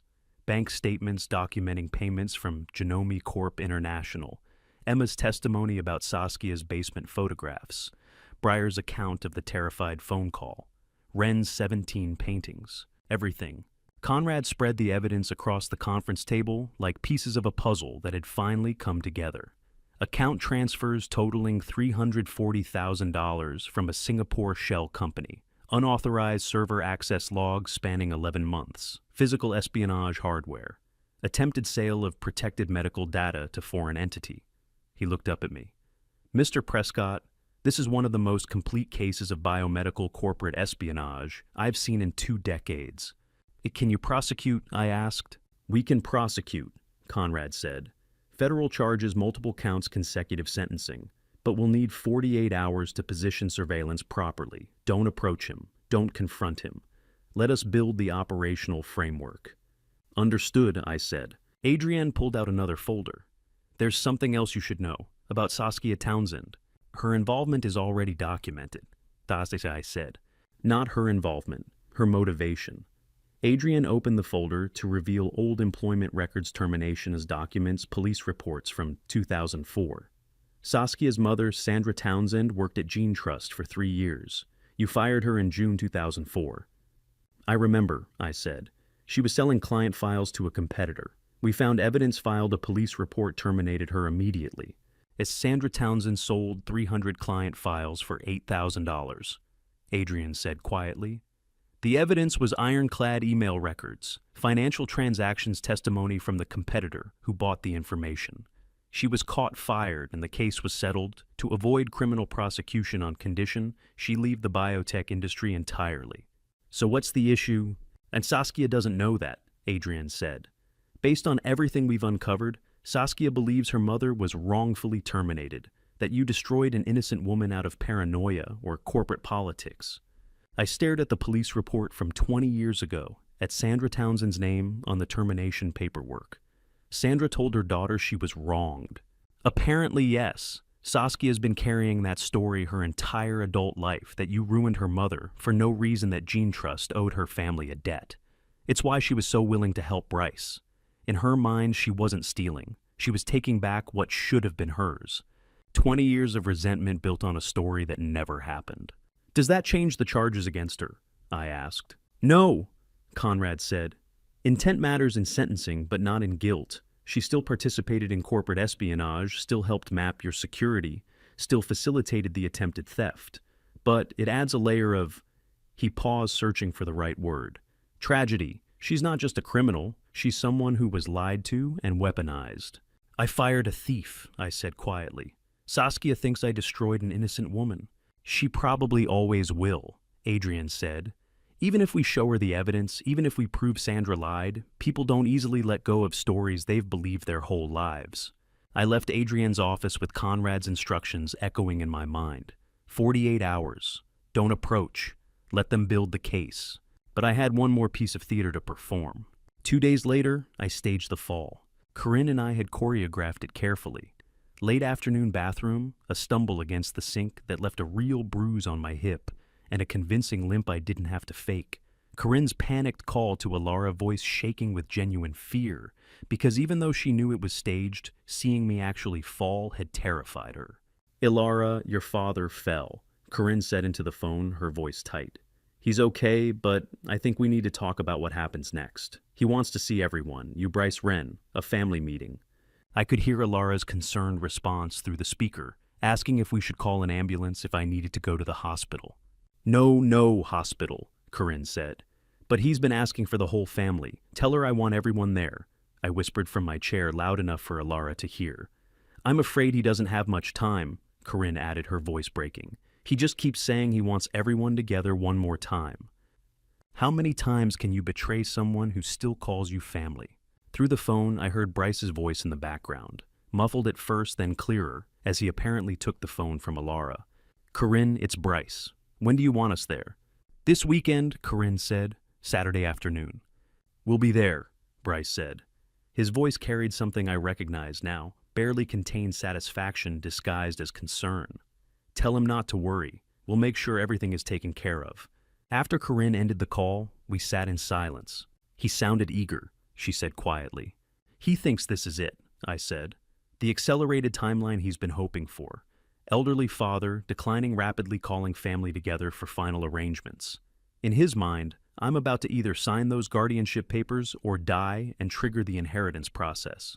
And instead, he's walking into a room full of evidence with federal agents positioned outside. That week, Bryce called Alara twice more. I knew because she mentioned it during a concerned check-in call, telling me how supportive her husband was, being how he'd encouraged her not to miss the family meeting, how he'd rearranged his entire schedule to make sure they could attend. You should go, Bryce had told her each time. Your father needs you. He called Alara himself to make sure she came. He thought he was hurrying the endgame. He was right, just not the way he imagined. The endgame Bryce imagined started unraveling the moment he tried to access that fake hard drive. Conrad showed me the logs 3 weeks after surveillance began. 47 failed attempts to access a file that would never open. We sat in a small FBI monitoring station, watching digital traces of Bryce's increasing desperation scroll across screens. Conrad, Silas, and I had been meeting weekly to review the surveillance data, watching the trap work exactly as designed. He's tried 7 different machines, Silas said, tracking the activity timestamps. Each time the file corrupts on access. Desktop at home, laptop borrowed, computer at a coffee shop, even tried a machine at a public library. The file structure is designed to look intact during initial scan, I said, watching the log entries. Only fails when he tries to actually open or transfer the data, which makes him think it's his equipment, not the file itself, Conrad added. So he keeps trying. The fake hard drive had been a masterpiece of digital theater. The bootable file was deliberately corrupted in a way that appeared fixable, encouraging Bryce to try harder, to reach out for help, to document his intent with every attempted transfer. And he had. He called the corporation 4 times yesterday, Conrad said, pulling up phone surveillance logs. Promised delivery by week's end. They're getting impatient. What's he telling them? Technical difficulties, encryption issues. He's making excuses, but they're losing faith. The last call got heated. They threatened to recall the deposit payments if he doesn't deliver soon. I looked at the financial tracking data. Genomi Corp International had already paid Bryce a substantial sum for data he couldn't deliver. Now they wanted results. Every call, every account transfer, every desperate message, it's all documented, Silas said. We have recordings, IP addresses, financial transactions. Federal prosecutors are going to have everything they need. Every failed attempt was another nail in his case. Every call, another piece of evidence. Every hour brought him closer to prison and Alara closer to freedom. When do we move? I asked. Today, Conrad said. Family meeting this afternoon as planned. We have agents' position surveillance active. The moment you give the signal, we come in. I looked at the screens showing Bryce's frantic attempts to access files that would never open to deliver data he'd already lost to his own daughter's crayon box. All his careful planning, 11 months of systematic theft, reduced to failure by a 12-year-old looking for candy. He has no idea, I said. None, Conrad confirmed. He thinks he's walking into a family meeting to accelerate guardianship paperwork. He has no idea we've been watching him for weeks, that we have the real USB, that every move he's made has been documented. I left the monitoring station and drove home through the gray February morning. The family meeting was scheduled for 2 o'clock, 3 hours from now. Corinne was in the kitchen when I arrived, standing by the window with her hands wrapped around a coffee mug. She didn't turn when I entered. She's going to hate us, Corinne said quietly, still looking out at the winter garden. Probably, I admitted pouring my own coffee. She'll think we destroyed her marriage, her family, her daughter's father. She won't understand that we're trying to save her. She already chose him over us. I said, sitting down at the kitchen table we'd shared for 42 years. At least this way she'll be free to choose again. Corinne finally turned to look at me, her eyes red. And if she never forgives you, I thought about that. Really thought about it. My brilliant daughter, who'd once conducted groundbreaking molecular biology research, reduced to a woman without her own email password. My Alara, who'd called her friend at 2 a.m, terrified, then retracted everything the next day. The daughter who'd disappeared into Bryce's control so completely that she couldn't see the cage he'd built around her. What does a father owe his daughter, protection from the truth or protection from the lie? At least she'll be free, I said. Corinne sat down across from me, her coffee untouched. I keep thinking about what Breyer said, that morning phone call when Alara retracted everything, that flat, calm voice like someone else was speaking through her. I know. She's been trapped for 14 years, and we're about to blow up her entire world in front of her. Show her that the man she married, the father of her child, is a predator who selected her like a mark. That every question he asked, every interest he showed, was calculated manipulation. Yes, I said simply. She might never recover from that, Corinne said. The psychological damage of learning your entire adult life was a lie. Is still better than spending another 14 years in that lie, I finished. Corinne, she has no email password. She can't access her own bank accounts. She lives in complete digital captivity, and he's made her believe that's love. If we don't do this today, she'll never get out. And if she hates us for it, I reached across the table and took my wife's hand. Then at least she'll be free to hate us, free to feel anything other than what Bryce tells her to feel. Corinne's tears fell silently into her coffee. We sat there in our kitchen in the house where we'd raised our daughter, where we'd welcomed Bryce into our family 14 years ago, where we'd ignored warning signs and chosen hope over instinct. This time we were choosing differently. FBI has everything, I said. Surveillance, financial records, the real USB testimony documentation. Conrad says it's one of the most complete cases he's seen in 20 years. Will that be enough? For a conviction? Yes. For Alara to understand why we did this. I shook my head. I don't know. The kitchen clock ticked toward noon. 2 hours until the family meeting. 2 hours until we destroyed our daughter's world to save her life. I love her, Corinne said. Even if she never speaks to me again, I need you to know that. This is because I love her. I know, I said. Me too. We finished our coffee in silence, watching the winter light move across the kitchen we'd shared for 4 decades. Soon this room would be filled with our family, Ilara Bryce Wren. Evidence would be revealed, the FBI would enter, everything would change. At least she'll be free, I said, and I meant every word, even knowing it might cost me my daughter. Bryce arrived 20 minutes early, carrying a leather folder embossed with a law firm's logo. I watched him through the conference room window as he stepped into Gene Trust's lobby, his movements deliberate and confident. He wore a charcoal suit I'd never seen before, crisp white shirt, burgundy tie. This wasn't the casual son-in-law who stopped by for Sunday dinners. This was a man dressed for victory. Desmond stood beside me, his expression neutral. "He thinks he's already won," he said quietly. "That's good," I replied. "Let him." The conference room had been prepared exactly as I'd requested. The long table positioned so anyone sitting at the far end would have their back to the massive wall-mounted screen. My seat at the head, Desmond to my right. The laptop connection already tested twice this morning. Bryce entered first, alone. Noelle arrived 10 minutes later, her eyes red-rimmed, her hand trembling as she set down her purse. She wouldn't look at me. Wouldn't look at him either. "Thank you both for coming." I began settling into my chair. "I know this has been difficult." Bryce opened his leather folder with practiced ease.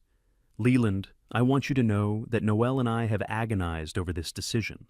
His voice carried the perfect tone of reluctant concern. "But given the recent incidents, we believe it's time to discuss transitional planning for Gene Trust's leadership." He slid a document across the table. Medical guardianship papers. My name at the top, several blank signature lines at the bottom. "We've consulted with specialists." Bryce continued, his eyes meeting mine with manufactured sympathy. "The episodes you've been experiencing, the confusion, the memory lapses, they're only going to get worse. This isn't about taking anything away from you. It's about protecting what you've built." Noelle stared at her hands, silent. I picked up the document, scanned the first page. Language about diminished capacity. Phrases like, "unable to manage complex business decisions," and "requires oversight for his own protection." "I see," I said. "And you'd take over operational control." "Temporarily," Bryce said smoothly. "Just until we can establish a proper management structure. Noelle would be the legal guardian, of course, but I'd handle the day-to-day business operations. The databases, the client accounts, the storage drives," I finished. Something flickered across his face. Brief, almost imperceptible. "All of Gene Trust's assets," he corrected. "For your protection, Leland, and for the protection of 200,000 clients who trust you with their most personal information." I set the document down. "Desmond, do you have those files I asked you to prepare?" "Right here."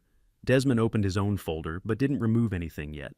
I nodded to Desmond. The screen behind me lit up. Bryce's confident expression shifted slightly as he glanced past my shoulder. The first image appeared timestamp-marked security footage showing a figure in dark clothing kneeling beside Gene Trust's basement server room door, manipulating the lock. "What is this?" Bryce asked, his voice tight. Noelle looked up, her eyes widening. "Security camera footage," I said calmly. "From November 19th, that's you, isn't it? Bryce breaking into my basement server room at 2:47 in the morning." The next image appeared, enhanced, zoomed, his face clearly visible in the infrared camera's glow. "This is ridiculous," Bryce said, but his hand had moved to his collar, loosening his tie slightly. "I've been in your basement dozens of times. You've given me access to—" "Not to the server room," Desmond interrupted, his voice sharp. "That door requires biometric authentication. There are exactly 3 people with access, Leland, his head of IT security and the backup administrator. You're not on that list." The screen continued its automatic progression. Phone records showing 47 calls between Bryce's cell and a number registered to Saskia Harlow. Bank statements highlighting the $340,000 deposit into Bryce and Noelle's joint account dated 2 weeks before the first break-in attempt. Screenshots of the encrypted USB drive's contents, Gene Trust's complete client database, 200,000 DNA profiles ready for sale. "Where did you—" Bryce started, then stopped himself. Noelle was staring at the screen now, her face pale. "Bryce," she whispered, "tell me this isn't real." He didn't answer her. The images kept coming. The keystroke copying device found in my office desk, its serial number, traced to a purchase made from Bryce's credit card. Login attempt logs showing 47 failed password entries on my private database account, all originating from Bryce's laptop IP address. Text messages between him and Saskia discussing the old man's codes and timing the extraction. Image after image, dollar after dollar, lie after documented lie. "This is fabricated," Bryce said, but his voice had lost its smooth confidence. "You can't possibly someone setting me up. Leland, you have to see that someone is trying to drive a wedge between our family." I leaned forward. "The copying device has your fingerprints on it, Bryce. The FBI verified that yesterday." His face went white. "The what?" Noel's voice cracked. "Your husband has been attempting to steal Gene Trust's complete client database." Desmond said, his tone clinical. 200,000 DNA records with a black market value estimated between $18 and $22 million. He's been working with a data broker named Saskia Harlow. The $340,000 was her advance payment. Bryce stood abruptly, his chair scraping against the floor. "I don't have to listen to this. Noel, we're leaving." But Noel didn't move. She was staring at him, tears streaming down her face. "Tell me it's not true," she said. "Look at me and tell me." The screen changed one final time. Not an image now. A waveform visualization appeared, and Desmond pressed a key on his laptop. The room went completely silent. On the screen, Bryce's own voice filled the air. "If we don't get the storage drive before access codes change, the whole plan falls apart." Conrad Bentley walked through the door, as Bryce's recorded voice still echoed in the room. The FBI agent moved with the unhurried certainty of someone who'd already won. Behind him came Adrian Dalton and Silas Fox, each carrying a leather portfolio stamped with federal seals. Conrad's credentials appeared in his hand before anyone could speak. Special Agent Conrad Bentley, FBI Biomedical Crimes Unit. He said, his voice cutting through the silence. "Bryce Whitfield, you're under federal investigation." Bryce stood frozen, his hand still gripping the back of his chair. The color had drained from his face, leaving him pale against the dark fabric of his expensive suit. "This is a private family meeting," Bryce managed, but his voice came out hollow. "You can't just—" "We have a warrant." Adrian stepped forward, setting her portfolio on the conference table. She opened it with precise movements, revealing page after page of documentation. Medical data fraud. Conspiracy to commit theft of intellectual property valued between $18 and $22 million. Illegal financial transactions with a foreign corporation totaling $340,000. Silas opened his laptop without a word. The wall screen that had just displayed Bryce's crimes now filled with a new presentation, Federal Forensic Analysis. Encrypted file structures, money transfer routes traced through 3 countries. Communication metadata linking Bryce's devices to Saskia Harlow's network. "Every transfer attempt documented," Silas said quietly. "Every call recorded, every dollar traced." Bryce's eyes darted between the screen and the agents, his breathing shallow. "The recording was illegal. You can't use—" "The recording was made by a private citizen on private property with proper consent." Desmond interrupted, his attorney's voice precise. "Completely admissible, but the FBI doesn't need it." Conrad moved closer to Bryce, his expression neutral. "The hard drive you've been trying to access for 3 weeks was designed to fail. Every panic attack, every failed login, every desperate attempt to force the encryption you documented yourself." I watched understanding hit Bryce like a physical blow. The basement server room had been theater. The hard drive I'd left in my desk drawer, the one he'd copied, the one he'd spent 3 weeks trying to crack, had been bait. Not just bait, a recording device. Every keystroke logged, every access attempt time-stamped, every moment of his desperation captured in federal forensic detail. "You," Bryce's voice cracked. "You planned this, all of it." "We provided the opportunity," Conrad said. "You provided the crime. 3 weeks of documented panic. 47 failed attempts, every single one building the case that would destroy him." Noel hadn't moved since the agents entered. She sat perfectly still, her eyes fixed on Bryce, her face unreadable. She'd been crying earlier, but the tears had stopped. Now she just watched him, like he was a stranger. Bryce turned to her, suddenly desperately. "Noel, you have to understand. I did this for us, for our future. Your father was going to let Gene Trust die. Don't," her voice came out flat, "don't say my name. Everything I did was to protect what should have been ours, what he should have given you years ago, instead of hoarding it like—" "Stop." But something in Bryce had broken. Cornered, exposed with federal agents standing between him and any possible escape, The mask he'd worn for 14 years finally shattered completely. "You want to know the truth, Noel?" His voice rose sharp with desperation and rage. "You were just a door." The room went absolutely silent. "A door I needed to walk through to get to the system." He continued, the words tumbling out like poison. "That's all you ever were, a means of access. The daughter of the man with 200,000 DNA records and no understanding of their real value. Just a door." Noelle's face didn't change. She didn't cry, didn't scream, didn't move at all except for her hands, which slowly uncurled in her lap. 14 years, Bryce said, laughing now, a sound completely void of humor. 14 years of playing the devoted husband, the supportive son-in-law, the man who gave a damn about your little problems and your father's outdated ethics. Do you know how exhausting that was? "Mr. Whitfield," Conrad said, his voice carrying a warning. "The first time I met you at that pathetic graduate student mixer, I already knew exactly who you were. Leland Prescott's daughter, the one who'd inherited access to everything." Bryce turned back to Noel, his eyes wild. "You made it so easy, so grateful for attention, so desperate to be chosen." I stood slowly, every muscle in my body coiled tight. Desmond's hand on my arm stopped me from moving closer. "Bryce," Adrian said sharply, "anything you say—" "I know my rights," he snapped. "And she deserves to know. You all deserve to know. I played this perfectly for over a decade. Every birthday, every holiday, every tedious family dinner, I earned this." Noelle stared at her hands. They lay open on the table in front of her, pale and still, as if they belonged to someone else, someone she didn't recognize. "The only mistake," Bryce continued, his voice dropping to something cold and precise, "was underestimating the old man. I thought he was too principled to set a trap, too honest to lie. Turns out he was just better at it than I was." "Mr. Whitfield, you need to stop talking," Conrad said, but he didn't move to stop him. None of the agents did. They just stood there, letting him destroy himself further with every word. Noelle finally looked up, not at Bryce, at me.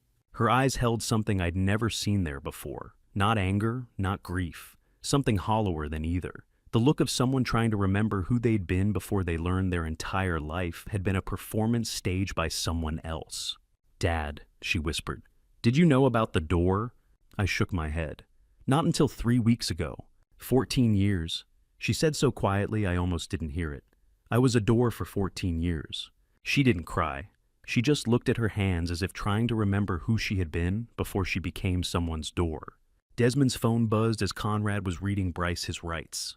He glanced at the screen, his expression shifting slightly. Without a word, he angled it toward me. A text message from an unknown number, but the content made the sender clear. He knew about Portland. I read aloud, quiet enough that only Desmond heard. "Evidence of what happened there. Said he'd ruin me if I didn't help him. I'm sorry. I was afraid. That doesn't make it right, but I was afraid." Saskia Harlow, sending her confession from whatever holding cell or federal vehicle she now occupied. Desmond's jaw tightened. Blackmail on top of everything else. I handed the phone back. Some people are broken by what happens to them. Others break themselves trying to prevent it. "Which one is she?" "Both," I said, "and it doesn't change what she did." Bryce was standing now, hands behind his back, as Adrian secured the restraints. He'd stopped talking, finally, his face blank, all the desperate rage drained away. He looked smaller somehow, diminished. The expensive suit couldn't hide it. "The corporation's accounts are frozen," Conrad said, addressing me directly now. "Genome Corp International, the offshore entities, all of it. The lab is completely secure. 200,000 DNA records," Adrian added. "Protected. No data left the country." I nodded. The relief should have felt bigger, sharper. Instead, it settled in my chest like a stone, heavy and cold, and utterly without triumph. They led Bryce toward the door. He didn't look at Noelle as he passed, didn't look at anyone, just stared straight ahead, his movements mechanical. Noelle sat exactly where she'd been since his confession, hands in her lap, eyes unfocused. Breathing so shallow, I had to watch carefully to see her chest move. The front door opened, closed, car doors slammed outside, engines started. Desmond touched my shoulder briefly. "I'll call you tomorrow," he said. "Make sure she's not alone tonight." "I won't." He left with the agents. Then it was just the two of us in the conference room that had held so many ordinary meetings over the years. Budget reviews, hiring decisions, strategic planning sessions. Now it felt like a battlefield after the fighting stopped. Empty. Echoing. I walked to the window and watched the federal vehicles pull away from the curb. 3 cars, Bryce in one, Saskia presumably in another. The afternoon sun caught the windshields, turning them to mirrors. Victory was supposed to feel different than this. Justice doesn't heal, it just stops the bleeding. I turned back to Noelle. She hadn't moved. "The coffee's probably cold," I said, gesturing to the untouched cups on the table. "I can make fresh." She didn't respond. I sat down across from her in the chair Bryce had occupied. When he'd arrived with his leather folder and his manufactured concern, the folder still sat on the table. Medical guardianship papers. I pushed it aside. Noelle. Her eyes focused slowly like someone surfacing from deep water. "How long have you known?" Her voice was flat, empty. 3 weeks since I had proof, I said. Longer since I suspected. How much longer? A year, maybe more. She absorbed this silently. Her hands hadn't moved, still lying open on the table, palm up, as if waiting for something to fill them. Why didn't you just tell me?" The question I'd been dreading since the moment I'd decided to set the trap, instead of simply confronting Bryce directly. "How do you tell your daughter that saving her meant letting her believe a lie long enough to see the truth?" "Because you had to see it for yourself," I said. "If I'd told you, if I'd come to you with suspicions or even evidence, what would you have done?" She started to answer, then stopped. Understanding crept across her face. Painful understanding. "You would have confronted him," I continued quietly. "You would have asked him to explain, given him a chance to defend himself, and he would have had an explanation ready. He always did. You would have believed him because you loved him, because 14 years of your life depended on believing him. You don't know that." "Yes, I do, because I'm your father and I know you. You're loyal. It's one of the best things about you. It's also what made you vulnerable to someone like Bryce." Her face crumpled slightly, but still no tears came. "So you just let me keep living with him, sleeping next to him, believing..." She couldn't finish. "If I'd told you and he'd suspected, I knew you would have been in danger," I said. "Real danger. A man stealing $18 to $22 million in genetic data doesn't leave witnesses who know too much, especially not witnesses he's already gotten what he needs from." She flinched. "I had to build the case completely before he knew I was building anything. Had to get the FBI involved, get the evidence documented, get everything locked down so tight he couldn't run or retaliate. And I had to do it without telling you, because I would have defended him." She finished, her voice barely audible. "Even knowing what he'd done, some part of me would have tried to find the explanation that made it not as bad as it looked." "Yes, and you would have lost me both ways." She looked up, finally meeting my eyes. "That's what you said before. Both ways." I nodded. "If I'd told you and you'd believe me, Bryce would have known and you'd be in danger. If I'd told you and you hadn't believed me, if you'd chosen him over what I was telling you, I would have lost you anyway. This was the only way to get you back. By letting me hear him say I was a door. By letting you see exactly who he was, not through my words, through his own." She pressed both palms flat against the table, staring at them again. 14 years, she whispered. "I don't know who I am without those 14 years. I reached across the table and covered one of her hands with mine. "You're my daughter. You're brilliant and loyal and stronger than you know. You've always been those things. He didn't create them, and he can't take them away." Her fingers curled slowly around mine, not gripping, just holding on, a connection in the emptiness. "I don't feel strong," she said. "I know," I replied, "but you're here, and that's where strength starts." Outside, the sun was setting, the conference room filled with amber light, warm and golden, touching everything it reached. Tomorrow would be harder, the days after even more so. But for now, we sat together in the fading light while the truth settled into place between us. The room had gone dark while we talked, neither of us bothering to turn on the lights. Outside the conference room, windows Brookline settled into evening. Street lamps flickered on one by one. Headlights traced familiar patterns along the residential streets. The ordinary rhythm of a Thursday night, as if the world hadn't just fractured and reformed in the space of one afternoon. Noelle's hand still rested in mine. Her grip had strengthened slightly, no longer just holding on, but actually present.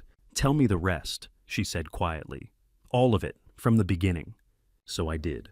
I told her about the first login attempt I'd noticed 6 months ago, the anomaly in the access logs that shouldn't have been there, how I'd traced it back to Bryce's laptop through the home network we all shared. the sick certainty that had settled in my stomach when I realized what he was trying to access. I could have confronted him then, I said. Should have, maybe. But something stopped me. What? You. I squeezed her hand gently. If I'd accused him without proof, you could see what would he have told you. She was quiet for a moment. That you were jealous, that you'd never accepted him, that you were trying to control my life. Exactly. And you would have believed him because those are things daughters worry about their fathers. Because he'd spent 14 years making sure you'd believe him over anyone else. The darkness made it easier somehow. Confession in shadows. Everything after that, the fall in my office, the weakness, the meeting today, it wasn't revenge, I continued. It was the only way to protect you. I had to build a case so ironclad that when the truth came out, you couldn't doubt it. Evidence you could see, words you could hear from his own mouth. The FBI involved, so it wasn't just your father making accusations. The hard drive, she said slowly. The one he was trying to crack. You left that for him. With Silas's help, yes. A trap that documented every desperate attempt, every moment of his guilt. And the meeting, you staged all of it. I orchestrated it, I corrected gently. But everything that happened was real. His crimes were real. His confession was real. That audio recording, those were his actual words to Saskia. I didn't put words in his mouth. I just created circumstances where he'd say them out loud. Noelle pulled her hand back, but not in anger. She pressed both palms against her eyes. If you just had him arrested without all this, you would have defended him, hired lawyers, believed his explanations, and he would have used that loyalty to manipulate you into helping him even unknowingly. I would have lost you trying to save you. So you let me see the monster myself. I let you see the truth yourself. There's a difference. She lowered her hands. In the dim light from the street lamps outside, her face looked younger somehow, softer. The defensive hardness I'd seen for the past year had finally cracked. I'm sorry, I said, for the deception, for letting you believe I was failing when I wasn't, for every moment you worried about me when the worry was manufactured. But not for the rest of it. No, not for protecting you the only way I knew how. Corinne appeared in the doorway. She didn't ask if she could join. She just moved quietly into the room and sat down beside her daughter. My wife had been present during the confrontation earlier, standing in the corner, with Desmond watching everything unfold. We'd discussed the plan weeks ago, every detail, every risk. She'd been the one to insist we move forward despite the danger, despite knowing it would devastate Noelle in the short term. Mom, Noelle said, and her voice broke slightly on the word. Corinne Prescott, 63 years old, mother and grandmother, and the steady heartbeat of this family, for 4 decades reached for her daughter's hand. She didn't speak immediately, just held on. I saw him, Corinne said finally. 3 days before your wedding, I came by your apartment to drop off the altered hem on your dress, and you were out running errands. He said he'd take the dress for you. I saw him going through your purse on the kitchen counter. Noelle went very still. He heard me come in and stopped, made some excuse about looking for your phone to call you. But I knew, I felt it, something wrong in how quickly he smiled, how smoothly he lied. Why didn't you say anything? Noelle's voice was barely audible. I tried. The morning of the wedding, I asked if you were certain, if you'd seen anything that worried you. You laughed and said I was just having mother-of-the-bride nerves. Corinne's own voice wavered. I should have pushed harder, should have told you what I saw instead of asking vague questions. I've carried that for 14 years. You couldn't have known. I knew something was wrong, and I stayed silent because I didn't want to be the controlling mother-in-law. Didn't want you to resent me for ruining your wedding day over a feeling.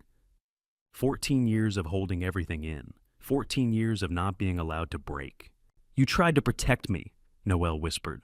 Both of you tried. We failed, Corinne said. For 14 years we failed. No, Noelle shook her head. You didn't fail. You couldn't save me from something I didn't want to be saved from. The truth of that settled between all 3 of us. How do you rescue someone who doesn't believe they're drowning, who's convinced the water is just fine, the undertow, just their imagination? He took so much, Noelle said. Time, trust. He took who I was and turned it into something useful for him. Corinne pulled her daughter close. Not the polite embrace of social occasions, but the fierce hold of a mother who'd watched her child hurt for years and been powerless to stop it. You get to decide who you are now, she said into Noelle's hair. Not him, not what he did. You. And finally, Noelle cried. Not the silent tears from earlier, real sobs that shook her whole body.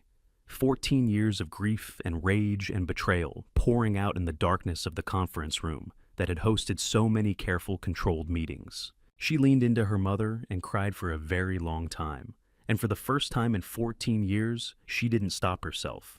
Adrienne spread the legal documents across her desk 4 weeks after the arrest.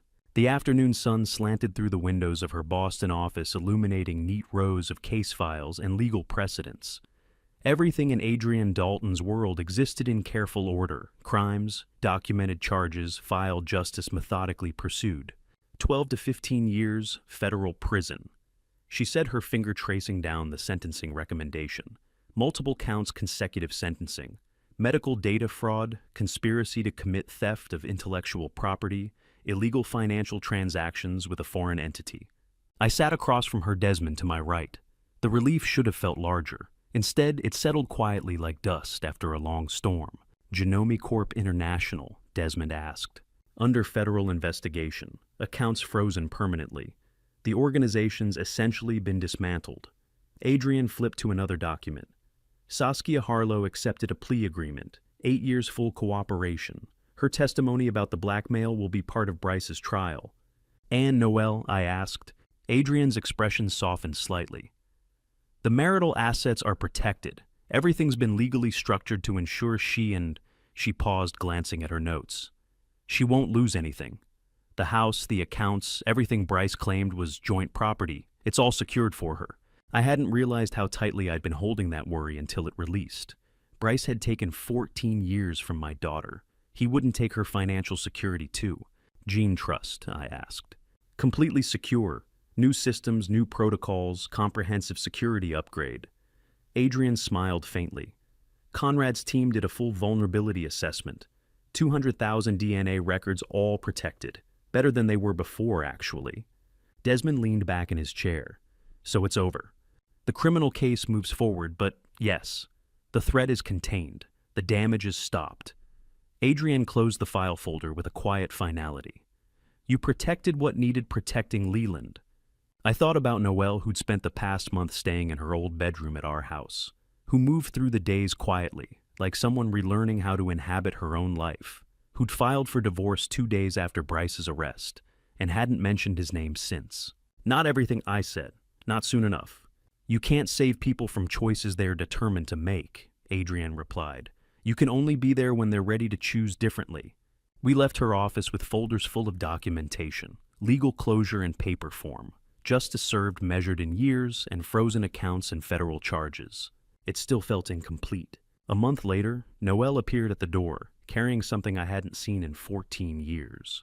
The molecular biology textbook was weathered now, its spine cracked from use margins filled with her precise handwriting. She'd carried it through graduate school, through her first research position, through all the years before Bryce convinced her that science was too demanding, too isolating, too incompatible with the life he wanted them to build.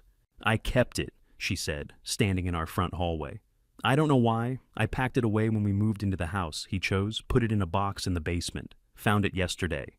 Corinne appeared from the kitchen, saw what Noelle was holding, and quietly retreated. Some conversations needed space. Come with me, I said. I led her through the house to the small lab I'd built decades ago when Noelle was still in high school. The room where she'd first learned to pipette samples to read gel electrophoresis, results to fall in love with the precise language of DNA. I hadn't changed anything in 14 years. The equipment was updated periodically, kept functional. The workspace remained organized, but the fundamental space, the essence of it, stayed exactly as she'd left it. I switched on the light. Noelle stepped inside slowly, her eyes moving across the familiar benches, the centrifuge, the microscope she'd used for her undergraduate thesis. Her hand touched the counter lightly, as if testing whether it was real. Is it too late? She asked, her voice barely audible. To turn back, to try again, to return to science, to return to myself. Some doors close, some stay open for 14 years waiting. I walked to the entrance and placed my hand on the small brass plaque mounted beside the doorframe. The metal had aged to a soft patina, but the engraved letters remained sharp and clear. Your name is still on the door, I said. Noelle moved closer, her textbook still clutched against her chest. She stared at the plaque.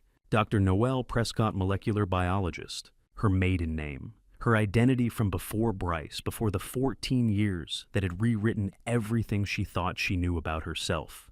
The title she'd earned at 22, bright and ambitious and absolutely certain that science was where she belonged. I never took it down, I said quietly. Every time I came in here to update equipment or review research, I saw your name. Corinne suggested removing it once years ago, said it might be too painful to keep looking at, but I couldn't. Why not? Because taking it down would have meant accepting that you weren't coming back, that the daughter who used to spend 16-hour days in this lab chasing breakthrough discoveries was gone forever. I touched the edge of the plaque. I refused to accept that. Noelle set the textbook down on the nearest bench. Her fingers traced the engraved letters of her name, the name she'd stopped using when she married Bryce, when she'd become Mrs. Whitfield, and gradually stopped being Dr. Prescott. 14 years, she whispered. You're still here, I said. Everything he took the time, the identity, the life you thought you'd build, he took the years. He didn't take you. You're still here. She pressed her palm flat against the plaque, covering her name completely. Then slowly she pulled her hand away and looked at the letters again. I don't know if I remember how, she said. It's been so long. The field has changed. I've changed. Then you learn again. Start where you are, not where you were. What if I fail? Then you fail at something that matters to you instead of succeeding at something that doesn't. The lab smelled faintly of ethanol and the particular sterile cleanliness of scientific spaces. Light from the window caught the microscope's glass, throwing small rainbows across the white walls. Noelle touched the letters of her name again and didn't say anything for a long time. She didn't have to. 3 months later, I found myself standing in the doorway of Gene Trust's main research lab, watching my daughter work. Noelle didn't look up when I entered. Too focused on the microscope slide, her posture bent in that familiar way I remembered from years ago. Shoulders slightly forward, left hand adjusting the fine focus with minute precision. Right hand poised over her notebook. April sunlight streamed through the windows, catching the dust motes in the air, turning everything golden. Outside, Cambridge was waking up to spring. Inside, my daughter was waking up to herself. Don't let me interrupt, I said quietly from the doorway. She smiled without breaking concentration. You're not, I'm just working. Those 4 words carried more weight than she probably realized. Just working, as if it were the most natural thing in the world. As if she'd never spent 14 years convinced that working meant abandoning everything else that mattered. She'd started 2 weeks ago, not as my successor, not as the heir apparent to Gene Trust's future, just as a researcher relearning techniques she'd left behind, catching up on 14 years of advancement in molecular biology, rebuilding the foundation she'd walked away from. Some days were harder than others. Some days she'd stand in the lab, looking lost, overwhelmed by how much had changed. Other days like today, she'd sink into the work and hours would vanish. I watched her make a notation, adjust the slide, lean back in to observe. The movements were coming back. Muscle memory, recovering what the mind had tried to forget. I'm heading out, I said. Lock up when you're done. Will do. She glanced up briefly, meeting my eyes. Thanks, Dad. For what? For leaving the light on. I nodded, not trusting myself to speak, and left her to her work. At home, I found Corinne in the kitchen preparing dinner. The house felt different now, lighter somehow, as if something heavy that had been pressing down on all of us for years had finally lifted. She's still there, I said, setting my briefcase down. 9 o'clock and she'll still be at that microscope. Corinne smiled. Like old times. Better than old times. This time she chose it. My wife moved around the kitchen with practiced efficiency, chopping vegetables for a salad. We'd been married 41 years. I'd watched her navigate countless difficult situations with grace and strength. But these past 3 months had revealed something I hadn't fully appreciated before her capacity for growth. I wrote to Saskia, she said without preamble. I paused. When? Last week. Send it to the federal facility where she's serving her sentence. What did you say? Corinne set down the knife, her hands resting on the counter. The truth. Not forgiveness, she hasn't asked for that, and I'm not ready to offer it. But the truth about her mother, about what really happened all those years ago. Saskia Harlow had built her entire criminal justification on a lie that her mother, Sandra, had been wrongfully fired from Gene Trust, that my family had destroyed hers. The reality was more complicated.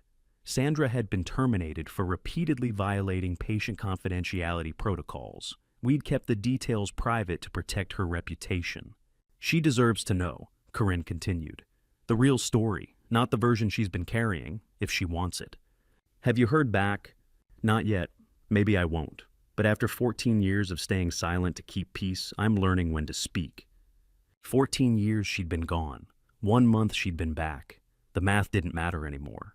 I thought about all the silences we'd kept, all the truths we'd held back because the timing wasn't right, because the cost seemed too high, because speaking meant risking everything we were trying to protect. Like, you did the right thing, I said. Corinne looked at me, her eyes bright. So did you. That evening I returned to the lab. Not to check on Noelle, she was an adult capable of managing her own time, just to finish some paperwork in my office. But when I arrived, I found myself standing at the window, overlooking the main research floor instead. Noelle was still there, still at the microscope. The building had gone quiet around her. Other researchers departed for the day, but she remained, lost in the work, found in the work. 26 years I'd spent building GeneTrust from nothing, creating something meaningful, protecting 200,000 people's most intimate genetic information, building systems and protocols and security measures to ensure their trust was never violated. 14 years, I'd watched my daughter drift away piece by piece, while a man with dead eyes and perfect manners systematically dismantled everything she was. 3 months I'd spent setting the trap, building the case, orchestrating the confrontation that would either save her or lose her forever. How do you measure the weight of protecting someone against the cost of letting them fall? Was it worth it? The deception? The risk? The moment when I'd watched Bryce reduce 14 years of her life to a single brutal metaphor. I looked at my daughter, finally herself again, and knew the answer. The office was dark except for the glow from the research floor below. I didn't turn on the lights, just stood there watching Noelle work, this woman who carried my genetics and her mother's strength and her own particular brilliance, that nothing, not betrayal, not 14 years of manipulation, not the devastating truth of what she'd endured could permanently extinguish. She made another notation in her notebook, switched slides, adjusted the focus. Simple actions, ordinary research, the kind of work that happens in laboratories around the world every day. Except this wasn't ordinary. This was resurrection. This was a woman reclaiming her name one microscope slide at a time. I thought about what Desmond had said months ago when I'd first outlined the plan. You're risking everything on the chance she'll see the truth. He'd been right. It had been a risk. A calculated gamble that undeniable evidence and Bryce's own words would break through 14 years of manipulation. But standing here now, watching my daughter work in the lab, where her name had waited on a brass plaque for 14 years, I understood something I hadn't fully grasped before. It wasn't about forcing her to see the truth. It was about keeping the light on, about refusing to accept that the person she'd been was gone forever, about maintaining the space where she could return if she ever found her way back. Sometimes to protect the people you love, you have to let them walk through the darkness themselves, but you never ever turn off the light. And to you listening to my story, remember this. If I could go back, I wouldn't change the outcome, but I'd trust my instincts sooner. When something feels wrong in your family, it probably is. Don't make my mistake of waiting months to act. But when you do act, make sure the truth is undeniable. That's the only way through family betrayal. This family betrayal taught me something I'll carry forever. You cannot save someone from a truth they refuse to see. When family betrayal cuts this deep, when someone you've welcomed into your family story for 14 years turns out to be a stranger, you have to let them witness the evidence themselves. No amount of telling would have convinced my daughter. She had to hear his own words. I believe God's timing brought everything together at exactly the right moment, even though waiting was agony. The lesson isn't just about exposing betrayal. It's about keeping the light on while someone you love walks through darkness. If this family story resonated with you, I'd be grateful if you'd leave a comment telling me what you would have done in my position. Would you have confronted him immediately, or would you have set the trap as I did? If you know someone facing their own difficult family story, please share this with them. And if you'd like more stories like this, please subscribe to Revenge Dad. Thank you for staying until the very end. As always, some details have been adjusted for privacy and storytelling, but the heart of this message about protection, truth, and keeping the light burning, that's real.